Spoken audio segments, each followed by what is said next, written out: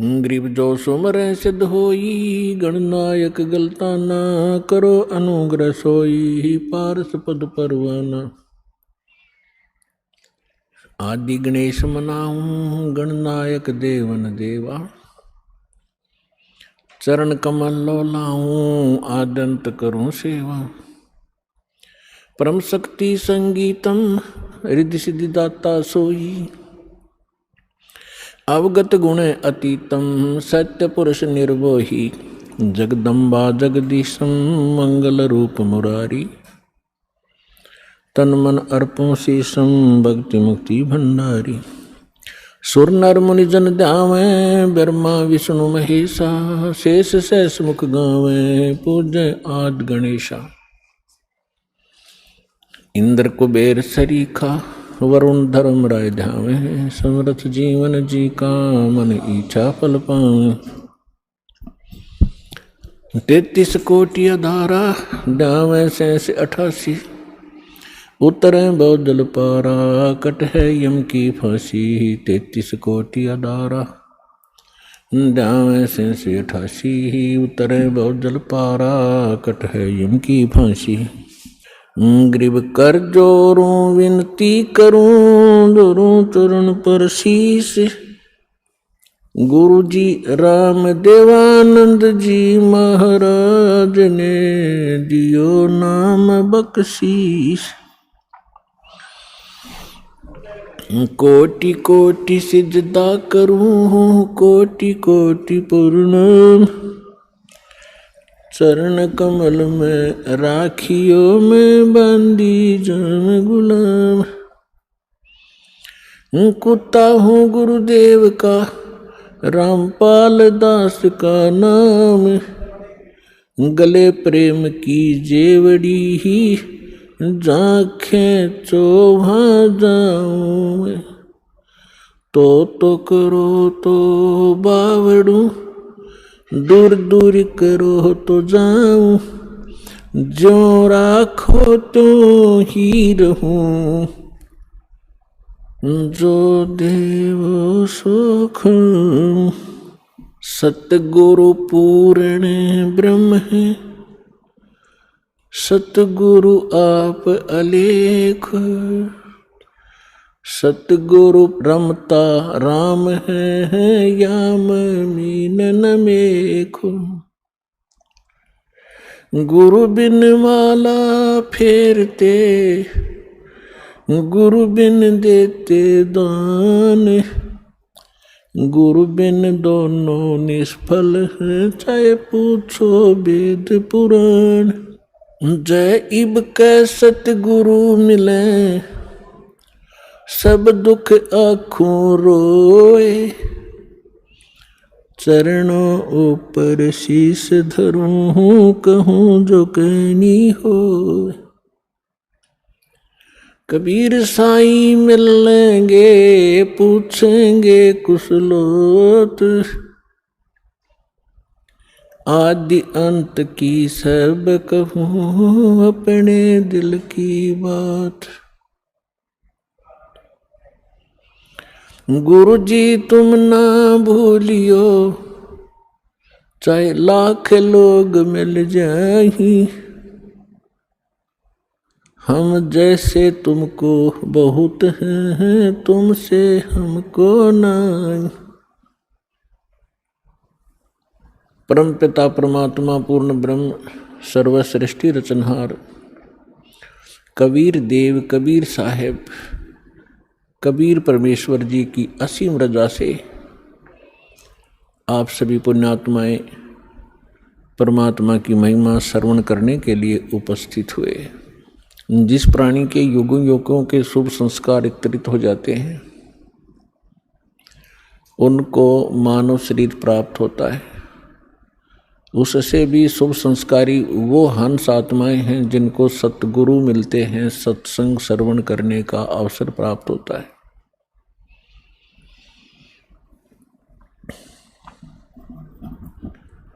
पुण्यात्माओं, आज तक हमें परमात्मा की ABC का भी ज्ञान नहीं था। हम कह भी अध्यात्म मार्ग का नहीं जान पाए चाहे हम अपने आप को कितने ही विद्वान मानते रहे, चाहे हमने वेदों को कंठस्थ याद भी कर लिया, श्रीमद् भगवत गीता के सभी श्लोक भी हमने रट रखे थे, क्योंकि इसके विषय में परमेश्वर स्वयं आकर ही बताते हैं, गुरु बिन काहुन पाया ज्ञाना, जो थोथा बुस छड़े मूड किसाना, गुरु बिन वेद पढ़े जो प्राणी, समझ न सारे रहे अज्ञानी। ओए होए, परमेश्वर ने 600 वर्ष पहले बताया था कि ये ऋषि महर्षि ब्राह्मण लोग, विद्वान संत मंडलेश्वर, वेदों को कंठस्थ तो याद कर लिया, इनकी प्रभुता भी बनी हुई है, कोई चतुर्वेदी, कोई त्रिवेदी, कोई दिव्यवेदी, कि इन्होंने चारों वेदों को कंठस्थ याद कर रखा है। किसी ने 3 वेदों को, वो त्रिवेदी कहलाता है, किसी ने 2 वेदों को कंठस्थ याद कर रखा था, वो दिव्यवेदी कहलाते थे। अपनात्मा यहाँ परमात्मा कहते हैं कि प्रत्येक प्राणी, प्रत्येक आत्मा, जब से वो परमात्मा कहते हैं मेरे से बिछड़ी है, उसी के तुरंत बाद इसको एहसास हो गया है कि हमसे गलती हो चुकी है और हमारी कोई अनमोल वस्तु हमसे छीनी जा चुकी है और उसके बगैर हम रह नहीं सकते, उसके बगैर हम सुखी नहीं हो सकते, उसको अब हम परमात्मा कहते हैं। तो जिस कारण से इस आत्मा ने उस वस्तु को पाने के लिए एक भरसक प्रयत्न किया और अभी तक वो सशक्त प्रयत्न जारी है, उसके लिए उन्होंने जंगलों में जाना, राज त्याग देना भी उचित समझा। शरीर नष्ट हो जाए, गल जाए, तपस्या कर करके उन्होंने भगवान पाना ही चाहा पर नहीं मिला। उन्होंने चारों वेदों को कंठस्थ याद कर लिया, पढ़ने लगे थे परमात्मा को खोजने के लिए, फिर वो याद हो गए, क्योंकि पहले शांत स्वभाव के लोग होते थे, वर्तमान की हाहाकार नहीं थी, बार बार के रिपीटेशन से, आवर्ती से ये कंठस्थ हो जाते हैं। तो उन्होंने चारों वेदों को याद कर लिया और कोई भी कहीं बोलता तो वो तुरंत उसके अध्याय और मंत्र को तुरंत सुना देता, जिस कारण से वो प्रभुता प्राप्त हो गए। और जब प्राणी को प्रभुता प्राप्त हो जाती है, परमात्मा से कोसों दूर हो जाता है, क्योंकि जीव साहब नहीं हो सकता, परमात्मा ही साहब है। अब आप देखते हो हम कितने अज्ञानी हो गए। हम छोटी सी पोस्ट प्राप्त कर लेते हैं, यदि हम कोई सीधा नाम पुकारता है तो हमें दुख होता था, और हमें साहब बोलता तो हम प्रसन्न होते थे, छाती फूल जाती है। इस ज्ञान से पता चलेगा कि साहब क्या है और जीव क्या है। तो कहने का भाव यह है कि वो वेदों के कंठस्थ करने वाले इतने प्रभु बन गए, उनको ब्राह्मण कहने लगे। ब्राह्मण का अर्थ होता ब्राह्मण सोए जिन ब्रह्म पहचाना, ब्राह्मण सोए जो ब्रह्म पहचाने। ब्रह्म माने भगवान, परमात्मा को पहचाने। अपने आत्माओं यहाँ, क्योंकि ये दातम मार्ग है, पहली कक्षा के बालक भी आते हैं, तो ब्रह्म का अर्थ ये ना समझ लेना कि निरंजन ज्योति काल है, नहीं। ब्रह्म का अर्थ वैसे प्रभु होता है, भगवान होता है, राम कहो, साब कहो, ब्रह्म कहो। लेकिन जैसे हम पूर्ण परमात्मा कहते हैं, पूर्ण ब्रह्म कहते हैं, इसका मतलब कोई इनकम्प्लीट ब्रह्म भी है, लेकिन ब्रह्म शब्द पर्याप्त है परमात्मा के लिए। लेकिन यहां ये नकली प्रभु घने हो गए, तो इसलिए प्रभु की पहचान जिसने कर ली, ब्रह्म की पहचान जिसने कर ली, वो ब्राह्मण कहलाता है। दास अपने प्रवचनों में बहुत बार पंडितों ब्राह्मणों के विषय में उनकी मूर्खता अज्ञानता सुनाता है, तो उसमें ये ना समझें कि दास एक ब्राह्मण वर्ण को कह रहा है। ब्राह्मण वर्ण अलग वस्तु है। जैसे एक वैद्य था और वो बहुत अच्छा वैद्य था, नाड़ी पकड़कर तुरंत बता देता था अमुक रोग है, औषधि भी उसके पास कारगर थी, सुप्रसिद्ध हुआ। उसकी एक दो पीढ़ी उसके द्वारा बताई औषधि और उस विधि से वो उपचार करते रहे, वो भी वैद्य कहलाए। लेकिन आगे चल के वो लाखों की संख्या बन गई उनके वंशजों की, और वो वैद्य नहीं है फिर भी उनका सरनेम वैद्य बन गया। अब कोई कुछ कार्य करता है, कोई कुछ कार्य करता है, वो भी अपने पीछे लगाता है रमेश वैद्य, और काम क्या है उसका, परचून की दुकान। जानता नहीं पेट के दर्द की दवाई औषधि और लिखता है रमेश वैद्य, तो वो वैद्य नहीं है। और यदि कहीं किसी वैद्य की मूर्खता बताई जाती है कि रोग ये और दवाई ये दे रहा है, ये खाक वैद्य है, तो उस वैद्य को दुख नहीं होता जो परचून की दुकान किए हुए। इसी प्रकार ब्राह्मण की विषय में जानना, मेरे पूज्य गुरुदेव जी ब्राह्मण वर्ण में जन्मे थे, लेकिन वो अपने आप को ब्राह्मण नहीं कहते थे, पंडित नहीं कहते थे। पंडित ब्राह्मण की दूसरा पर्यायवाची पंडित भी कहलाता है। पंडित का भी यही अर्थ होता है। वो ब्राह्मण नहीं कहलाते थे जो हमने अपने परंपरागत समझ लिया है। हम किसको ब्राह्मण मानते हैं? जो श्राद्ध निकलवाता हो, पत्रे बाँच कर सुना दे, तेरा भी आपत्ति आनी है, ये ऐसे शर्त कर दे, ऐसे वैसे कर दे, ये ब्राह्मण कहलाते हैं। लेकिन यदि हम पंडित की परिभाषा समझना चाहें तो हमारे पूज्य गुरुदेव जी ब्राह्मण होते हुए अपने आप को ब्राह्मण नहीं कहते थे, वो संत कहलाते थे कि हमने पंडिताई कभी की नहीं, हम ब्राह्मण नहीं हैं। और मेरे दादा गुरु जी छावला गांव दिल्ली के अंदर, दिल्ली स्टेट में एक छावला गांव है नजफगढ़ के पास, वहाँ के वो जाट थे। और बचपन से ही वो हमारे जो चौथे दादा गुरुजी थे उनके संपर्क में आ गए। उन्होंने उसको काशी विद्यापीठ में पढ़ाया, अपने पास ही रखा, तो वो 4 विषय के आचार्य बन गए उस विद्या को पढ़कर। लेकिन उन्होंने पंडिताई की नहीं, फिर भी वो पंडित चिदानंद नाम से जाने जाते थे। और उनका आश्रम बना हुआ है जिला सोनीपत हरियाणा, तहसील खरखोदा के पास एक गोपालपुर गांव है छोटा सा, उसमें उनका आश्रम बना हुआ है। दास उसको बहुत बार देख कर आया है, उस पर लिखा है पंडित चिदानंद आश्रम, जबकि वो वर्ण में जाट थे।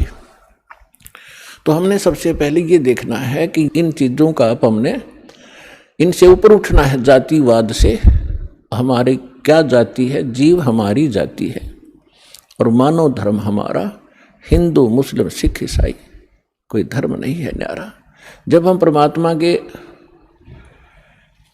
इस अध्यात्म ज्ञान से परिचित होंगे, फिर हमने कोई भी दूसरा सा नहीं दिखेगा, ना कोई मुसलमान दिखाई देगा, ना कोई ईसाई दिखेगा, ना हमें कोई हिंदू दिखेगा, ना कोई सिख दिखाई देगा। हम एक पिता की संतान हैं, हम परमात्मा के लिए ही विभाजित हुए हैं, परमात्मा के लिए अब हम एक होंगे, क्योंकि हमें ज्ञान हो जाएगा। हम रूढ़िवादी नहीं रह सकते, क्योंकि परमात्मा ने शिक्षा इसीलिए आपको दी है। अब हम अपने प्रसंग पर आते हैं। गुरु बिन काहुन पाया ज्ञाना, जो थोथा भूस छड़े मोहड किसाना। गुरु बिन वेद पढ़े जो प्राणी, समझन सार रहे अज्ञानी। अब तो कहते हैं प्रत्यक्ष को प्रमाण की आवश्यकता नहीं पड़ती, क्योंकि दास ने परमेश्वर कबीर जी के द्वारा दी गई उस बुद्धि से, दास एक जीव बुद्धि है, और जब परमात्मा रजा बख्शते हैं, यही जीव परमात्मा वाले ही ज्ञान को आगे चला सकता है, सुना सकता है और उसको समझ सकता है। तो उस परमात्मा की कृपा से आपके समक्ष ये तो हो ही चुका है कि यथार्थ ज्ञान क्या है, अध्यात्म मार्ग कैसा है, और ये भी आप खूब समझते हैं कि आज तक हमारे सदग्रंथों को हमारे ही ऋषि महर्षि गुरु ब्राह्मण आचार्य शंकराचार्य इस सिलेबस से परिचित नहीं थे, तो खाक टीचर थे वो। जीवन अपना नाश किया, हमारे पूर्वजों का भट्ठा बैठा दिया, भूत बनवा दिए, फिर उनके श्राद्ध निकलवाने शुरू कर दिए। तो इस तरह की भ्रमणा अज्ञानता से फैलती है। तो आज तक हमारे जितने भी ऋषि महर्षि हुए हैं, इवन ब्रह्मा विष्णु महेश, इनको कोई अध्यात्म ज्ञान नहीं था। पुण्यात्माओं, परमात्मा ने 600 वर्ष पहले कहा था ये ज्ञान, लेकिन उस समय हम शिक्षित नहीं थे। हमारे धर्मगुरु केवल संस्कृत भाषा पढ़ा करते थे और सदग्रंथ भी संस्कृत भाषा में थे, जिस कारण से हम अपने भगवान को ना पहचान सके, ना अध्यात्म ज्ञान को जान सके। और इन अज्ञानी ऋषि महर्षि आचार्यों शंकराचार्यों ने परमात्मा का विरोध करके जनता को भ्रमित किया कि अशिक्षित जुलाहा धानक, ये नीच जाति का, ये क्या जाने सदग्रंथों के विषय में, क्योंकि ये संस्कृत नहीं जानता। तो उस समय नकलियों की दाल खूब गल गई। लेकिन मालिक तो मालिक ही होता है, सहनशील भी होता है। वो जो उद्देश्य लेकर चलते हैं वो बीच में भड़बड़ाते नहीं। उसी समय धर्मदास नाम के एक महापुरुष परमात्मा की शरण में आए थे, जो हिंदू धर्म में जन्मे थे और ये इन्हीं भगवानों की पूजा किया करते थे, जिसके विषय में परमात्मा कबीर जी कहा करते थे, तीन देव की जो करते भक्ति, उनकी कदे ना होवे मुक्ति। 600 वर्ष पहले चौराहे पर खड़ा होकर कहा करते परमात्मा, जहाँ ये ब्राह्मण कथा कर रहे होते थे। तो उस समय परमात्मा के बहुत मार पड़ा करती थी, पीटा करते थे, घसीटा करते थे। लेकिन परमात्मा सत्य है, उसके वचन सत्य है, उसका अस्तित्व सत्य है, वो झूठ ना कह सकता और ना ही वो झूठ होता है। तो तब धर्मदास नाम के एक महापुरुष बड़े विचलित हुए। अब जो प्रसंग चल रहा है हम उसी पर आते हैं। इस ज्ञान को बताने के लिए परमात्मा स्वयं आते हैं। परमात्मा की पहचान करने के लिए हमारे सदग्रंथ पर्याप्त हैं, जिनको आज तक हम शिरोधार्य माना करते थे। पवित्र चारों वेद, ऋग्वेद, यजुर्वेद, अथर्ववेद और सामवेद, इन चारों वेदों को हम सत्य मानते हैं, पूरा विश्व सत्य मानता है। विशेषकर हिंदू धर्म के नाम ये लिख दिए गए हैं कि हिंदुओं के ग्रंथ हैं, तो हिंदू तो इसको सत्य मानते ही मानते हैं। दूसरे श्रीमद् भगवत गीता, वेदों से भी प्रथम स्थान आज श्रीमद् भगवत गीता जी का है, क्योंकि ये एक छोटा ग्रंथ है और चारों वेदों का निष्कर्ष है। और उसके बाद 18 पुराण।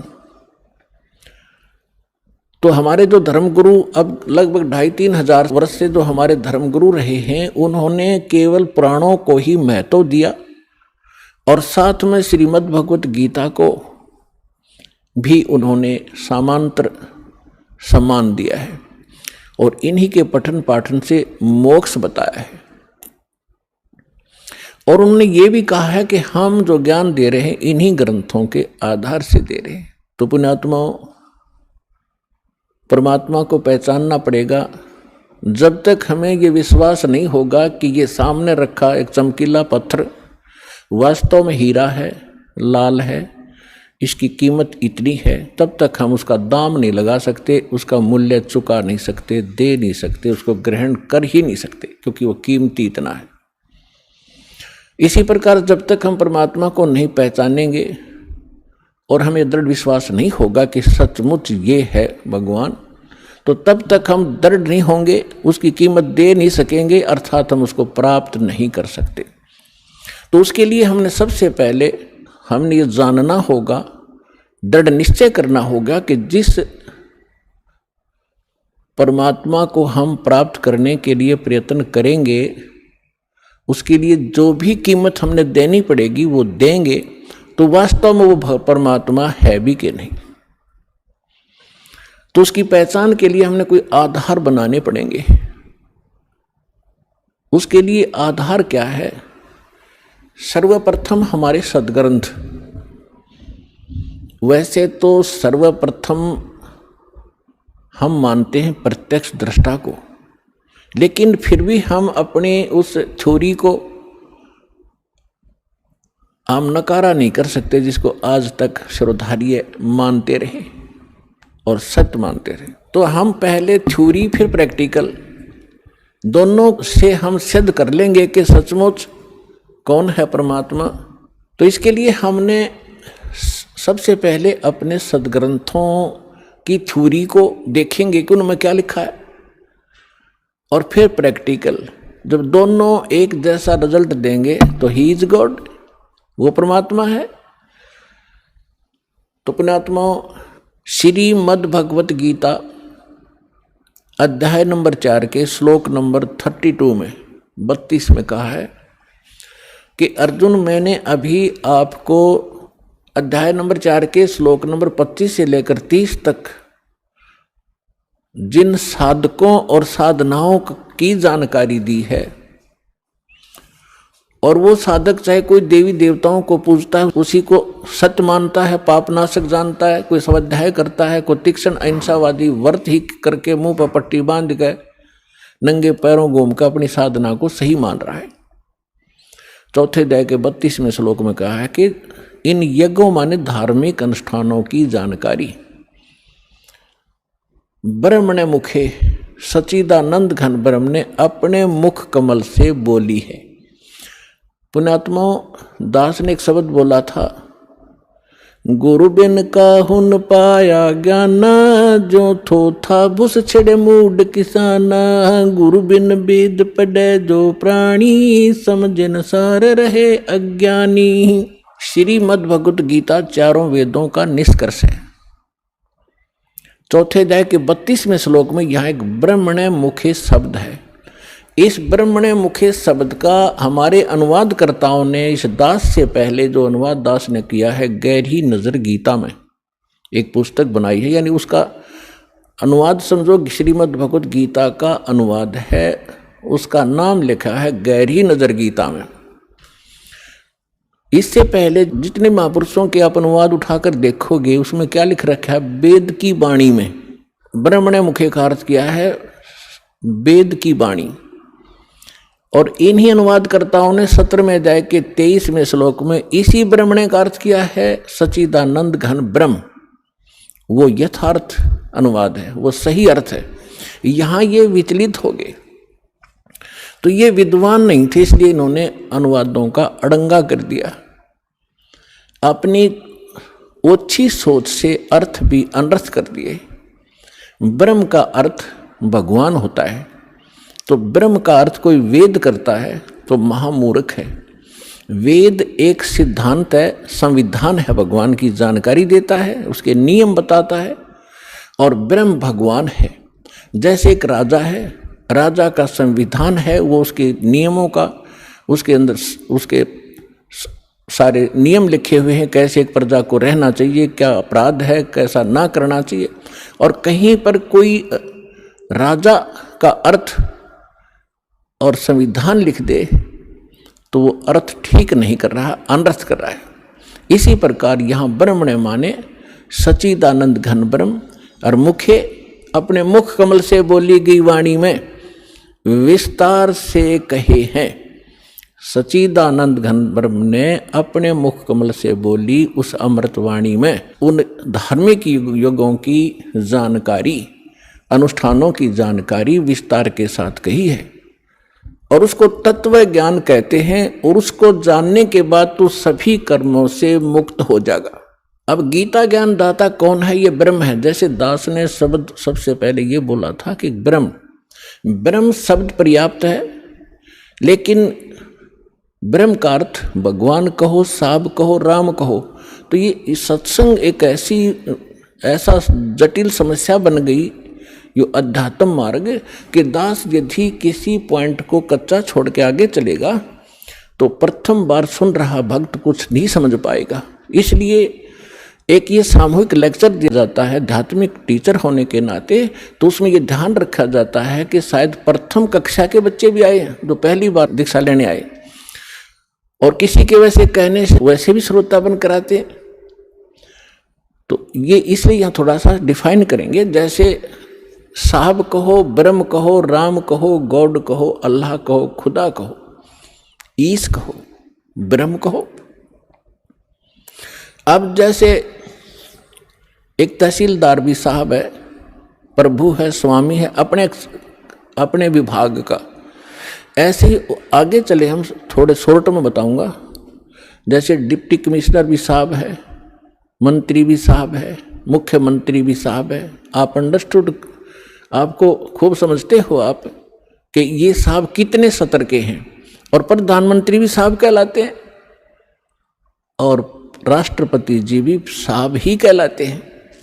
तो इसे समझ लेना। तो ये इसलिए ब्रह्म, अब जैसे मुख्यमंत्री जी हैं, ये एक क्षेत्र के मालिक हैं, स्वामी है, ये पूर्ण स्वामी नहीं है, पूरे भारत के स्वामी नहीं है। इसी प्रकार यहाँ जो ब्रह्म शब्द है, ये ब्रह्म है 21 ब्रह्मांड का स्वामी। इसको ज्योत स्वरूपी निरंजन गीता अध्याय नंबर 4 के श्लोक नंबर 32 में स्वयं कहता, मैं काल हूं। ये काल ही है और काल भी स्वामी है। जैसे एक जेल का सुप्रिटेंडेंट, वो जेल का स्वामी है और सुप्रिटेंडेंट साहब भी है, ऐसे ही ये काल साहब है, 21 ब्रह्मांड का स्वामी है, या एक जेल है, यो जेल का सुप्रिटेंडेंट साहब है, ये समझ लो। तो ऐसी ऐसी इसने 21 जेल बना रखी है, एक ब्रह्मांड भी ये जेल है। तो ऐसे ये 21 ब्रह्मांड का साहब है, ये ब्रह्म है, लेकिन ये कंप्लीट ब्रह्म नहीं है, ये पूर्ण ब्रह्म नहीं है, इसलिए ब्रह्म शब्द बोला गया। तो यहां प्रत्येक इसके अंग को हमने समझने के लिए ऐसे करना पड़ेगा। तो इस ब्रह्म ने श्रीमद् भगवत गीता का ज्ञान श्री कृष्ण जी में प्रवेश करके, जैसे को प्रेत बोलती है किसी के अंदर, ऐसे बोला। ऐसे ही इस काल ने एक ब्रह्मा कुमारी पंथ चलाया अभी 100 वर्ष पहले लगभग, और उसमें एक प्रेत आता है, वो कहता अहम ब्रह्मास्मि, मैं ब्रह्मा हूँ। कभी कहता है अहम शिवोहम, मैं शिव हूँ। ये एक प्रेत का चलाया हुआ है, और वो प्रेत कभी ब्रह्मा की पदवी पर था। जैसे कोई गांव का प्रधान सरपंच रिटायर हो जाता है, उसको अगली बार नियुक्त नहीं किया जाता, तो लोग फिर भी उसको सरपंच साहब कहते हैं, प्रधान साहब बोलते हैं, वो जी रहा है। और वो भी कहीं मिलता है, कोई कहता भी कौन है, फलाना सरपंच हूँ, और जब वो सरपंच नहीं होता। तो ऐसे ही दास ने कबीर परमात्मा से प्राप्त उस ज्ञान को आगे बढ़ाया है, as it is, as a tape recorder. Das का इसमें इतना ही योगदान है कि दास को परमात्मा का जो अंतःकरण टेप रिकॉर्डर ठीक कर दिया उस परमेश्वर कबीर जी ने, और उसमें अपना ज्ञान भर दिया। दास बोल के सुना रहा है रिकॉर्ड करके, इतना सा योगदान है। तो ऐसे दास बहुत बार बताता है आपको कि ये ब्रह्मा विष्णु महेश जो वर्तमान में यहाँ 3 लोक के एक एक विभाग के मिनिस्टर हैं, साहब हैं, इतने राम हैं, इतने भगवान हैं, ये इनकी भी मृत्यु होगी, और ये मृत्यु को प्राप्त होकर आम जीव की तरह 84 लाख योनियों में, प्रेत योनियों में भटक रहे होंगे, और अन्य पुण्य आत्माओं को फिर से काल अपनी दुर्गा पत्नी से जन्म दे करके उस पदवी पर बैठा देता है। तो उनमें से ये पंथ चलाने वाला जो ब्रह्मास्मि में शिवोस्मि, तो ये वो भूत है जो कभी ब्रह्मा के पद पर रहा है, अब उसका अस्तित्व कुछ नहीं, वो रिटायर्ड सरपंच समझ लो, एक्स सरपंच, अब उसका कोई अस्तित्व नहीं। तो वो बोलकर उसने वो पंथ चला दिया। आज भी उसकी मुरली सुनकर, वो भूत की बात सुनकर एक बहुत बड़ा जनसमूह अपना जीवन नाश कर रहा है। दास का प्रयत्न किसी की निंदा करना नहीं, दास का प्रयत्न है कि सभी हम एक परमात्मा के बालक बच्चे हैं, बहन बेटी भाई। और उस काल ने ये जाल फैला रखा है कि मैं इतने पंथ चला दूंगा नकली, कि कोई समझ नहीं सकेगा ओरिजिनल पंथ कौन सा है। तो दास ऐसा प्रयत्न कर रहा है कि जैसे पहले के, अभी बहुत बार होती रहती हैं घटनाएं कि कोई 500,000 के नोट नकली छाप देता है, और सरकार को जो पता चलता है तो दोनों ओरिजिनल और डुप्लीकेट दोनों के दोनों मीडिया के माध्यम से, समाचार पत्रों के माध्यम से उनकी पहचान कराई जाती है कि ये इस टाइप का डुप्लीकेट है, ये ओरिजिनल है। तो सरकार निंदा नहीं कर रही होती, एक महापरोपकार करती है। तो दास का यही प्रयत्न समझ लेना कि हमारे जो यथार्थ सदग्रंथ हैं वो तो हमारे ओरिजिनल नोट हैं, ओरिजिनल सदग्रंथ हैं, और उसके अतिरिक्त कोई अनुभव बता रहा है, कोई मार्ग चला रहा है, वो डुप्लीकेट है, वो हानि हो रही उनके जीवन की। तो दास ने कोई शौक नहीं है किसी की, इसको आप आलोचना का नाम देते हो तो आपकी बुद्धि अच्छी नहीं है, आपको अध्यात्म ज्ञान नहीं है। तो इसी प्रकार ये काल ने स्वयं, इसमें श्री कृष्ण जी के अंदर स्वयं काल प्रवेश कर गया। श्री कृष्ण भी ये 3 लोक के प्रभु हैं, एक विभाग के। इसके अंदर आम प्रेत नहीं प्रवेश कर सकता, इनके अंदर, इनमें इतनी पावर होती है। तो उनके अंदर काल स्वयं आया और उसने गीता का ज्ञान दिया। तो यहां ब्रह्म बोल रहा है इस गीता को। अब हम परम अक्षर ब्रह्म कहेंगे, उसको पूर्ण ब्रह्म कहेंगे, जो इससे अन्य परम शक्ति है, और उसको हमने पाना है। अब क्या कहा है कि वो सच्चिदानंद घन ब्रह्म ने अपने मुख कमल से, गीता ज्ञानदाता स्वयं कह रहा है, उस धार्मिक अनुष्ठानों की जानकारी विस्तार के साथ कही है, और उसको तत्व ज्ञान कहते हैं। और उस ज्ञान को प्राप्त करके प्राणी सभी कर्मों से मुक्त हो जाता है, उसका वो छुटकारा पा लेता, उसका पुनर्जन्म नहीं होता। चौथे अध्याय के 34वें श्लोक में कहा कि अर्जुन, उस तत्व ज्ञान को जो परमात्मा स्वयं आकर अपने मुख कमल से वो वाणी बोलता है, वो तत्व ज्ञान है। उस तत्व ज्ञान को, उसको सूक्ष्म वेद भी कहा है। उस तत्व ज्ञान को तू तत्वदर्शी संतों के पास जाकर समझ, उनको दंडवत प्रणाम करने से, कपट छोड़कर सरलता पूर्वक प्रसन्न करने से वो तत्वदर्शी संत तुझे उस परमात्म तत्व का, अर्थात तत्व ज्ञान का उपदेश करेंगे। अब 15वें अध्याय के प्रथम मंत्र में उस तत्वदर्शी संत की पहचान भी बता दी है कि जो संत उल्टे लटके हुए संसार रूपी वृक्ष के, ये संसार रूपी वृक्ष है अर्जुन, ऊपर को जड़ है वो तो पूर्ण परमात्मा है, पूर्ण ब्रह्म है, जिस जो सबका धारण पोषण करता है।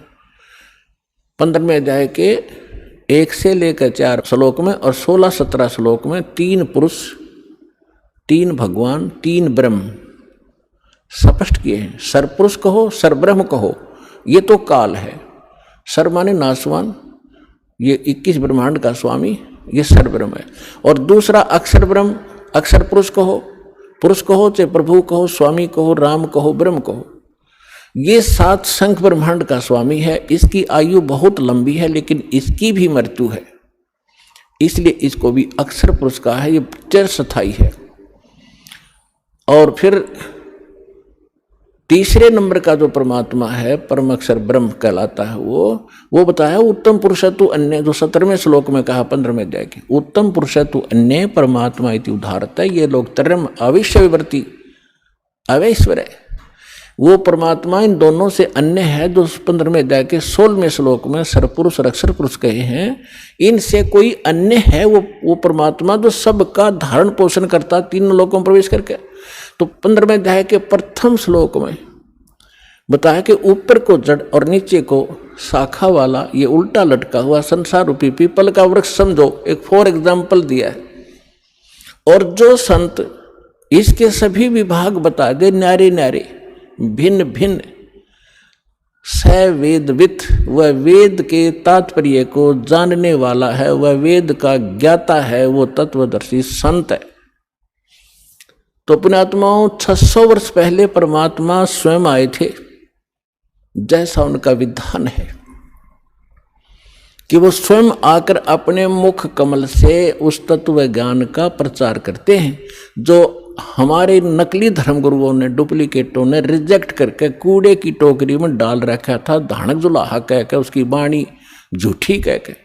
आज दास को परमात्मा ने जोरी बनाया, उस लाल को परखा और उसको कूड़े की टोकरी से उठाकर आज सिद्ध कर दिया कि Kabir is God, Kabir is God, Kabir is complete God.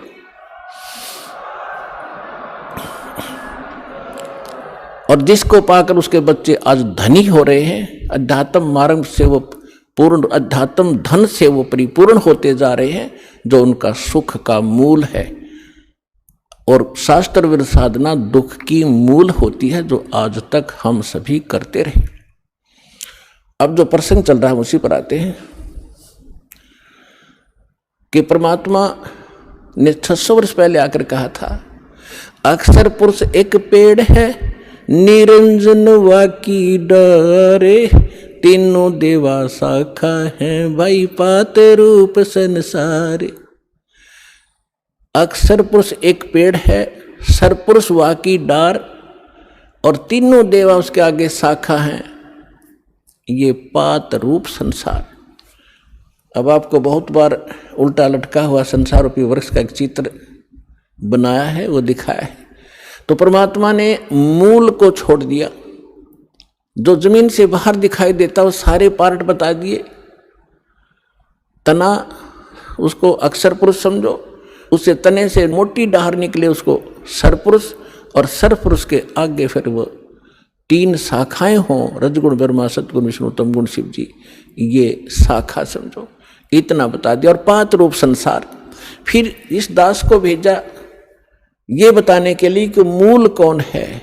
ये जड़ वही है जो सबका धारण पोषण करता है, सबका उत्पन्न करने वाला है, सबका संरक्षक है, जो सर्व सुखदायी है, जो परम अक्षर ब्रह्म, जो अविनाशी परमात्मा है, वो वही है।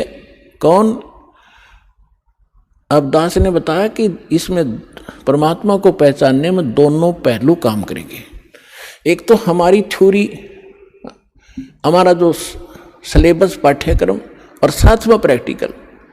पाठ्यक्रम बता रहा है, और फिर वो प्रैक्टिकल, जिन्होंने प्रैक्टिकल किया, उन महापुरुषों ने जिनको भगवान मिले, सचखंड लेकर गए, सतलोक ले गए, फिर वापस छोड़ा, उनमें से 6-7 शुभ नाम दास का याद है। आदरणीय धर्मदास साहिब जी, गांव बांधवगढ़, मध्य प्रदेश, वर्तमान में छत्तीसगढ़ होगा वो। और आदरणीय मलुकदास साहिब जी, आदरणीय नानक साहिब जी, जो सिख धर्म के प्रवर्तक माने जाते हैं। आदरणीय दादू साहिब जी, आदरणीय गरीबदास साहिब जी, गांव छुरानी, जिला जज्जर, हरियाणा वाले। आदरणीय गीसा दास साहिब जी, गांव खेखड़ा, जिला बागपुर, उत्तर प्रदेश वाले। आदरणीय स्वामी रामानंद जी, काशी वाले। तो इन महापुरुषों में से आदरणीय गरीबदास साहिब जी के विषय में दास बताना चाहेगा। उन्होंने कहा कि हम सुल्तानी नानक तारे दादू को उपदेश दिया, जात जुलाहा भेद न पाया, वो काशी माहे कबीर हुआ। अनंत कोट ब्रह्मांड का एक रति नहीं भारे, सतगुरु पुरुष कबीर हैं, ये कुल के सिरजनहारे। तो वो जड़ है उस संसार रूपी वृक्ष के, वो कबीर है। कबीर परमात्मा कौन? उसको परम अक्षर ब्रह्म कहो, उसको सत्य पुरुष कहो, अमर पुरुष कहो, उसे परम पुरुष कहो, उसे परम अक्षर ब्रह्म कहो, उसे परम अक्षर पुरुष कहो। ये उनके उपमात्मक नाम है। वास्तविक नाम उस परमात्मा का कबीर देव है। उसको अल्लाहु अकबर कहो, कबीर देव, कबीर साहब, अल्लाहु अकबर, कबीर भगवान, अल्लाह माने भगवान, अकबर अकबरी, अकबीर, कबीर, ये कबीर को ही अपभ्रंश करके अकबर बोलते हैं। जैसे हम कबीरू बोल देते हैं, कबीरा बोला करते थे। जैसे गरीबदास जी को गांव वाले गरीबू कहा करते थे। तो ऐसे हम अपभ्रंश करके अपने नाम रख लेते हैं। उनका वास्तविक नाम है कबीर देव, अल्लाहु अकबर, अल्लाह कबीर, गॉड कबीर। अब जो प्रसंग चल रहा था उसी पर आते हैं कि वो परमात्मा स्वयं यहाँ आते हैं। अब इसमें दोनों पहलू साथ चलेंगे कि जिनको भगवान मिले उन्होंने प्रैक्टिकल किया, और जो हमारे सदग्रंथ आज तक हमें ज्ञान दे रहे थे, हमारे धर्मगुरु समझ नहीं सके, वो हमारा दुर्भाग्य और उनका भी दुर्भाग्य कहेंगे, क्योंकि वो उनकी बुद्धि काल के वश थी।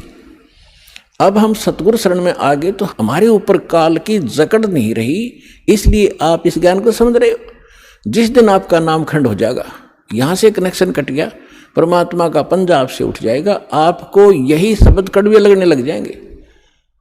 और ये हमारे यहाँ भक्त भी आपको बुरे बुरे दिखाई देंगे, क्योंकि काल प्रवेश कर जाएगा, आपकी बुद्धि को भ्रष्ट कर देता है। आज तक ब्रह्मा विष्णु महेश की गांठ बांध रखी, इसने चक्कर बांध रखा, समझने नहीं दिया। आपकी क्या औकात, आप इस मालिक की शरण से दूर होकर आप सुखी हो जाओगे।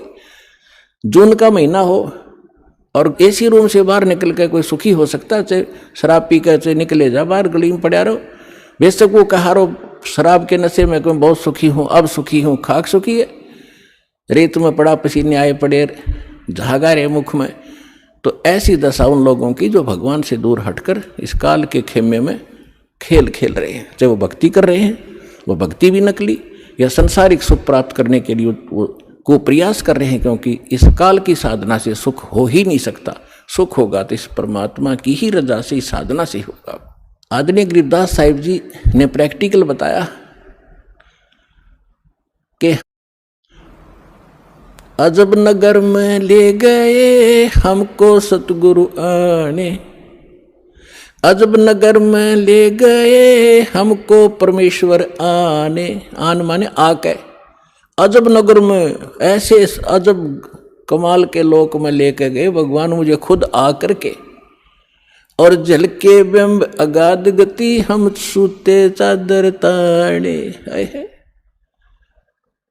अजब नगर में ले गए हमको सतगुरु आण, यानी वो सतगुरु भी हैं, वो भगवान भी हैं। जो सतगुरु होता है, सच्चा ज्ञान जो देता है भगवान ही देता है, भगवान ही सच्चा ज्ञान दे सकता है।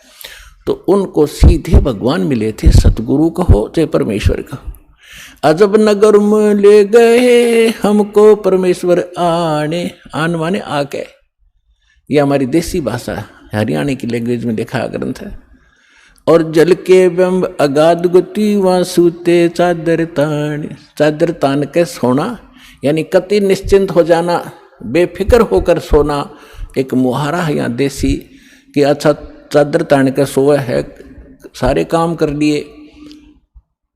तो इस तरह कहते हम तो निश्चिंत हो गए कि साधना हमारी सत्य भगवान मिल गए, आंखों सतलोक देख लिया, सत्य साधना करते रहेंगे, गलती हम करें नहीं, हम निश्चिंत हो गए। हमारे अंदर कोई अब शंका नहीं रही कौन भगवान है और क्या उसको प्राप्त करने का मेथड है, वो सब कंप्लीट प्राप्त हो गया, आंखों देखा। तो दास आपको इतना ही दृढ़ करना चाहता है। देखो, माता पिता अपनी बिटिया का विवाह करते हैं तो वो जाकर लड़के वाले का घर भी देखते हैं, उसकी प्रॉपर्टी से भी परिचित होते हैं, अन्य थर्ड पर्सन से भी पूछते हैं।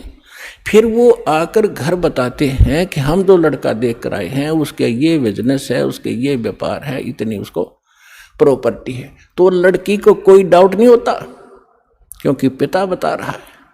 थर्ड पर्सन कहे तो शायद शंका हो जाए। तो इसी प्रकार उस परम पिता ने आके आपको ज्ञान दिया है कि जहाँ तुम जाओगे वहाँ क्या क्या सुख सुविधाएं हैं, तो आपको डाउट नहीं रहना चाहिए। और फिर साथ के साथ अपने गवाह भी तैयार कर रखे। अब लड़की न्यू कह कि मैं जाकर देख कर आऊँगी तो वह भी एक बात है, देखा पिताजी झूठ नहीं बोल रहे। तो इसी प्रकार आप जी ने एक नेक भक्त का भी आचरण एक दिखाना है कि जो दास बोल रहा है वो किसी डूम भाट के गीत नहीं है, गॉड गिवन स्पिरिचुअल नॉलेज है, एच इट इज, जो भगवान ने बताया। और जिन महापुरुषों को भगवान मिले उन जो का तो सेकंड किया, हमारे सदग्रंथ बता रहे। अब आपको श्रीमद् भगवद गीता से परिचित कराया, और विशेषकर हिंदू समाज तो जो भगवान की तरफ में पहले से ही लगे हैं तो उन्होंने तो गीता का पाठ रोज कर ही रखा तकरीबन। दास एक बार 2003 के अंदर उदयपुर के अंदर सत्संग कर रहे थे, थोड़ी सी संगत होती थी, और हमारे पास एक प्रोजेक्टर सिस्टम हमने किया था और टीवी पर दास दिखा रहा था, बता रहा था। एक बहन सुन रही थी, उसमें प्रोजेक्ट सिस्टम नहीं था, केवल टीवी ही पर हम दिखा रहे थे। टीवी पर थोड़ी बहुत दूर दिखा करते, थोड़े आदमी बैठा करते। उसके तुरंत बाद हमने प्रोजेक्ट ले लिया था भक्तों ने। तो सत्संग कर रहा था, उसमें बताया सारा कुछ, गीता को दिखाया। फिर मैं नीचे आकर एक चारपाई डली थी, उस पर बैठ गया। 10-20 भक्त, कुछ शंका समाधान वाले, कुछ दीक्षा के इच्छुक आकर बैठ गए। तो एक बहन कहने लगी, जी मैं तो व्रत करती हूँ, शुक्रवार का मैं छोड़ूंगी नहीं। मैंने कहा, बहन आप गीता को मानते हो? कहा, गीता डेली पढ़ती हूँ। मैंने कहा, 6 अध्याय के 16वें श्लोक में गीता जी में लिखा है कि अर्जुन, ना तो ये साधना, ये योग अधिक खाने वाले की सफल हो सकती, और ना बिल्कुल न खाने वाले की, बिल्कुल ना खाना, व्रत रखना। और ना ज़्यादा जागने वाले की। लोग दिखावा होगा, मैं 4-2 बजे उठ लेता हूँ, प्रसाद ना करता हूँ और सोता ही नहीं रात ने। नहीं, नाम उठत ना हम बैठत, नाम सोवत जागवे, नाम खाते नाम पीते, नाम सेती लागवे। ठीक है, जो वृद्ध हैं जिनको काम नहीं, किसी टाइम उठो और बैठो, करो सेवा साधना। लेकिन सारा दिन मेहनत करने वाला आदमी कैसे उठ लेगा? 2 बजे 10 बजे सोया हुआ, या 11 बजे सोने पाओ आजकल। तो कहने का भाव यह है कि ना घना जागने वाले का, और ना घना ज़्यादा सोने वाला भी मूर्ख है। संध्या पढ़कर सोया, उठ 9 बजे, वो क्या भक्ति करेगा?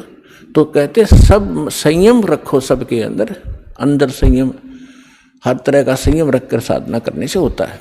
तो मैंने इतना ही कहा था कि गीता अध्याय नंबर 6 के श्लोक 16 में न बोले, जी बिल्कुल सही है, और मैं रोज पढ़ती थी। आज बुद्धि खुली है मेरी। माँ बेटी, आज तक तुम्हारी बुद्धि काल ने जकड़ रखी थी, रोज पढ़ा करते। मोती मुक्ता दर्शत नाही, ये जग है सब अंदरे, दिखत के तो नैन चश्म, इनका फेरा मोतिया बंदरे। ये बड़े विद्वान पढ़े थे, बड़े लय ला कर गीता का पाठ करा करते थे, बड़ी मधुर वाणी से श्लोकों का उच्चारण किया करते थे क्यों घंटे ताई। तो खाक था उनके पास, मोतिया बिन था, उसको पता नहीं इसमें बोल क्या रखा, तुम कर क्या रहे हो। तो आज दास तो बता रहा है कि बुद्धिमान भक्त हैं और इन्होंने गीता और इनको खूब पढ़ा हुआ है, और परमात्मा की शरण में आने से आपकी बुद्धि ओपन हो जाती है, काल का प्रेशर प्रभाव हट जाता है, आप खूब आसानी से सोच लेते हो और समझ सकते हो। तो गीता के अंदर जो दास ने प्रमाण दिए, विशेषकर हिंदू समाज जिनसे खूब परिचित है कि ऐसा ही लिखा है, लेकिन समझ नहीं सके थे। आप विद्यार्थी, अगर विद्यार्थी सिलेबस समझ ले तो फिर टीचर की क्या आवश्यकता है, फिर आप पे पढ़ जाते सारे। तो टीचर इसलिए बनाए जाते हैं कि सब अनुभव करते हैं, सिलेबस को पढ़ते हैं, फिर बच्चों को सुनाते, फिर प्रैक्टिकल करवाते हैं। थ्योरी से प्रैक्टिकल होता है, एज इट इज होगा, बिल्कुल सही होगा। अब आपको सुनाते वेदों से। वैसे वेद, चारों वेदों का सारांश श्रीमद् भगवद गीता है, लेकिन इस मन के अंदर ज़्यादा ही अड़ंगा भर दिया इन अज्ञानियों ने, तो वेद भी पैरेलल साथ लेने पड़ेंगे हमें। परमात्मा की पहचान क्या है, वो क्या करता है। अब जैसा भी आपने पाठ प्रकाश के समय सुना कि सतलोक से चलकर आए, वो परमात्मा सतलोक से चलकर आए कबीर जी। और गरीबदास जी भी कहते हैं कि अलल पंख अनुराग है सुन मंडल रे थीर, दास गरीब उधारिया में सतगुर मिले कबीर। और अजब नगर में ले गए हमको सतगुरु आने। धर्मदास जी कहते हैं सतलोक से चलकर आए काटन यम की जंजीर। मुल्कदास जी भी कहते हैं कि अमरलोक से चलकर आए काटन यम की जंजीर।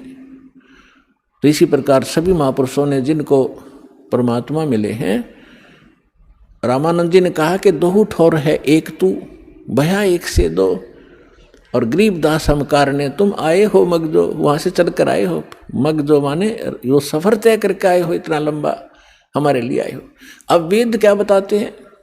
ऋग्वेद मंडल नंबर 9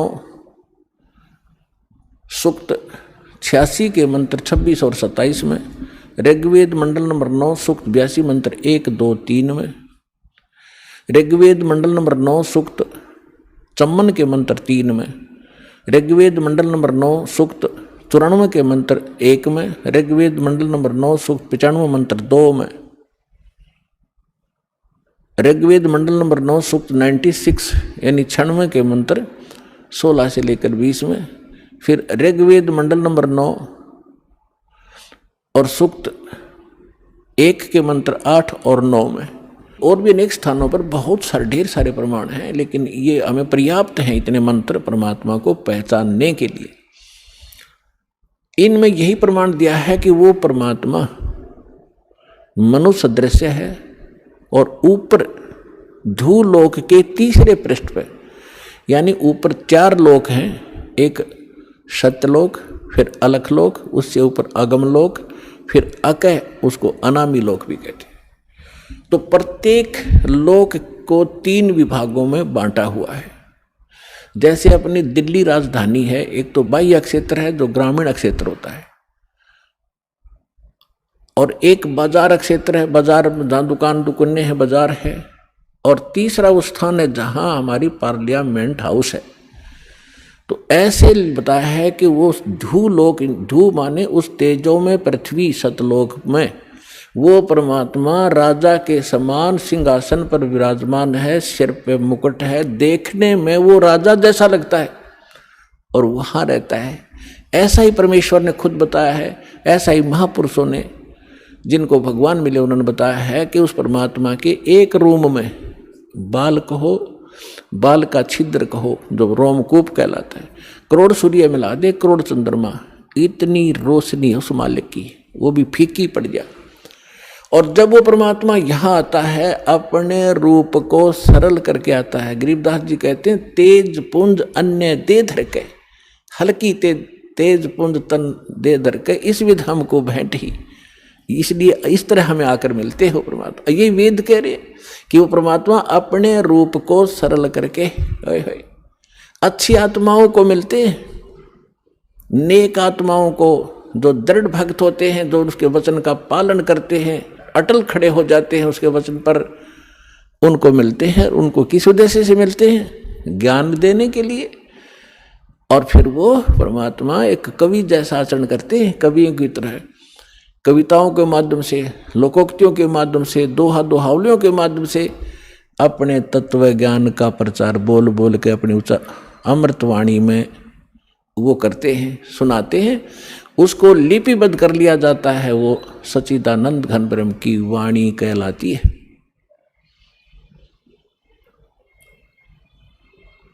अब ये तो वेदों ने बताया, उसमें स्पष्ट बताया कि परमात्मा कबीर देव है, उसका नाम कबीर साहब है। कबीर देव मन परमेश्वर, भगवान, अल्लाह, खुदा, गॉड, साहब। अब यही परमात्मा उन अच्छी आत्माओं को मिलते हैं। एक समय एक धर्मदास नाम के बहुत बड़े धनी व्यक्ति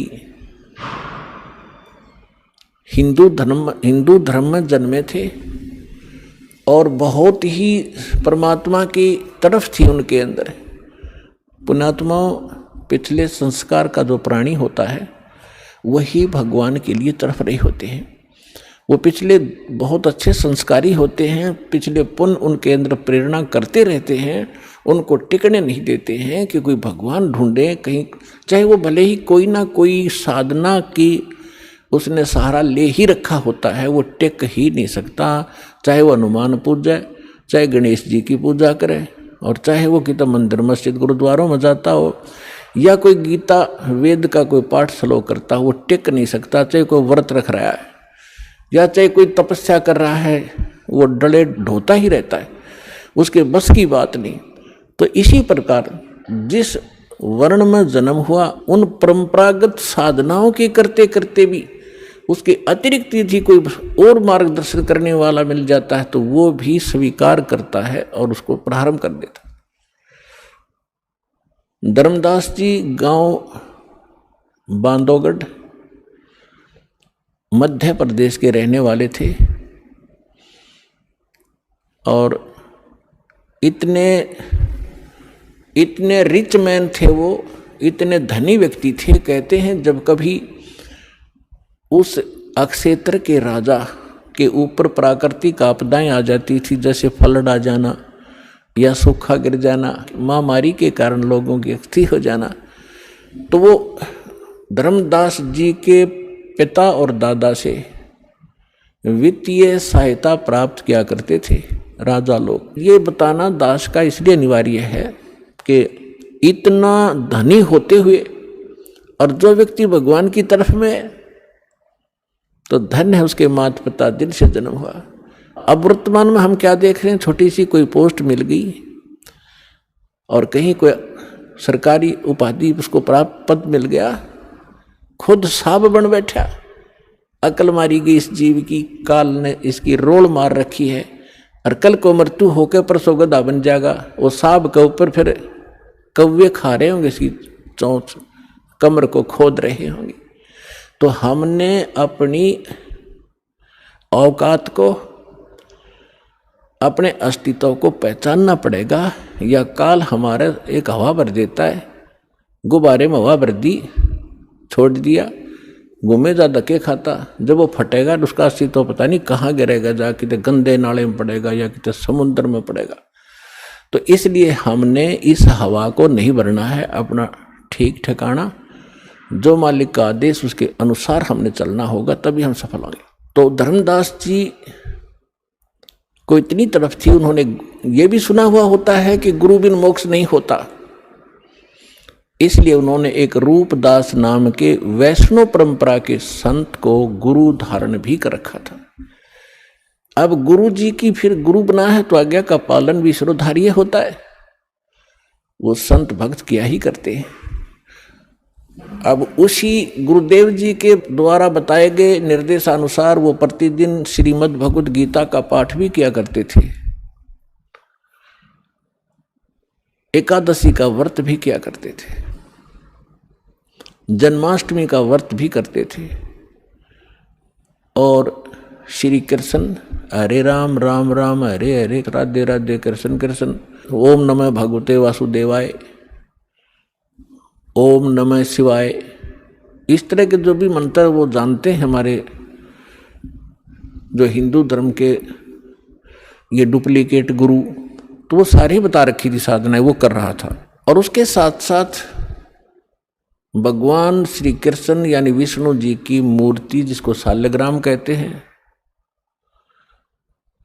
उसकी भी पूजा अर्चना प्रतिदिन करना, जिसको कर्मकांड कहा जाता, कर्मकांड का एक हिस्सा है, वो भी किया करते थे। और गीता जी का नित्य पाठ भी करते थे। सभी तीर्थों का भ्रमण करने से भी मोक्ष उसको बता रखा था। अब बच्चा क्या होता है, अध्यापक ने जो सिलेबस बता दिया वो तो फाइनल समझता है, जो कहा ठीक है जी। इतना बड़ा सेठ मन में आई कि तीर्थों का भ्रमण किया जाए।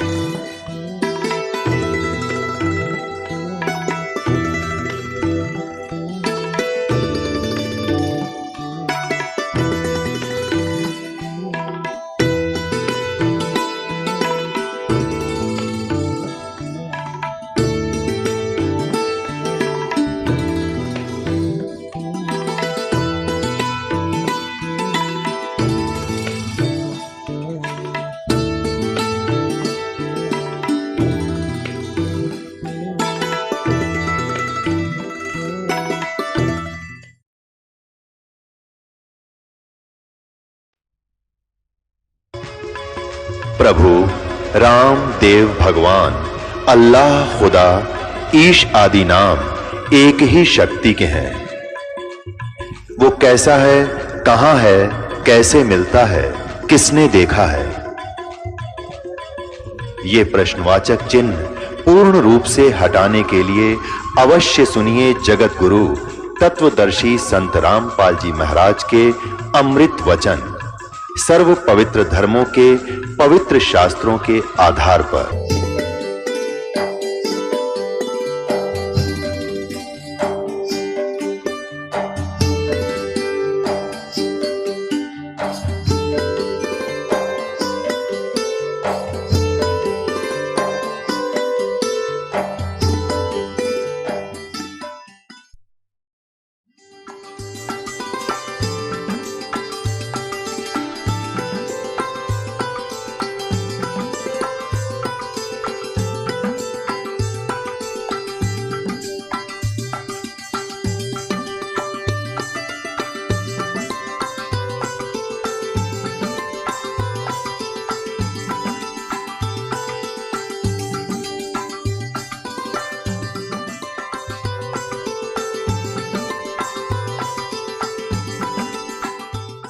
सतगुरुदेव की जय। बंदी छोड़ कबीर परमेश्वर जी की जय। बंदी छोड़ गरीबदास जी महाराज जी की जय। स्वामी राम देवानंद जी गुरु महाराज जी की जय हो।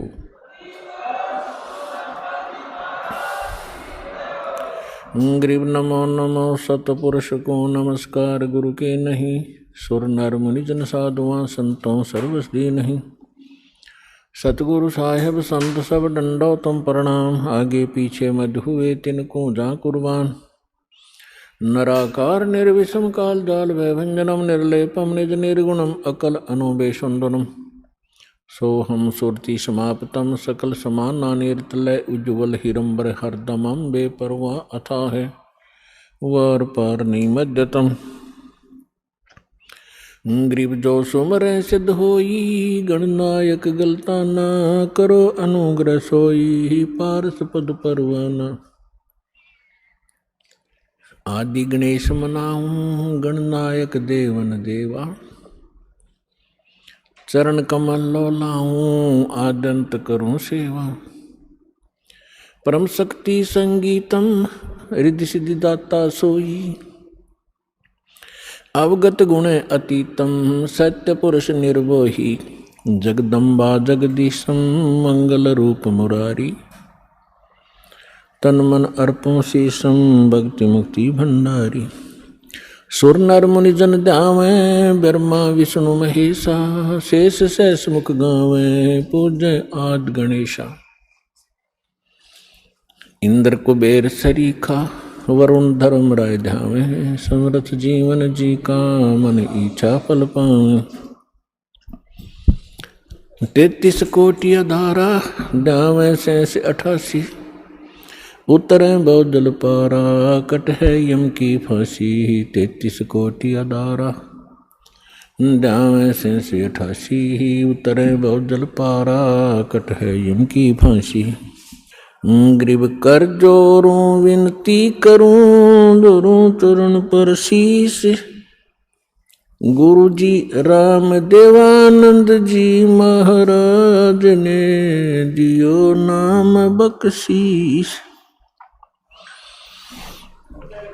कोटि कोटि सिजदा करूं कोटि कोटि प्रणाम।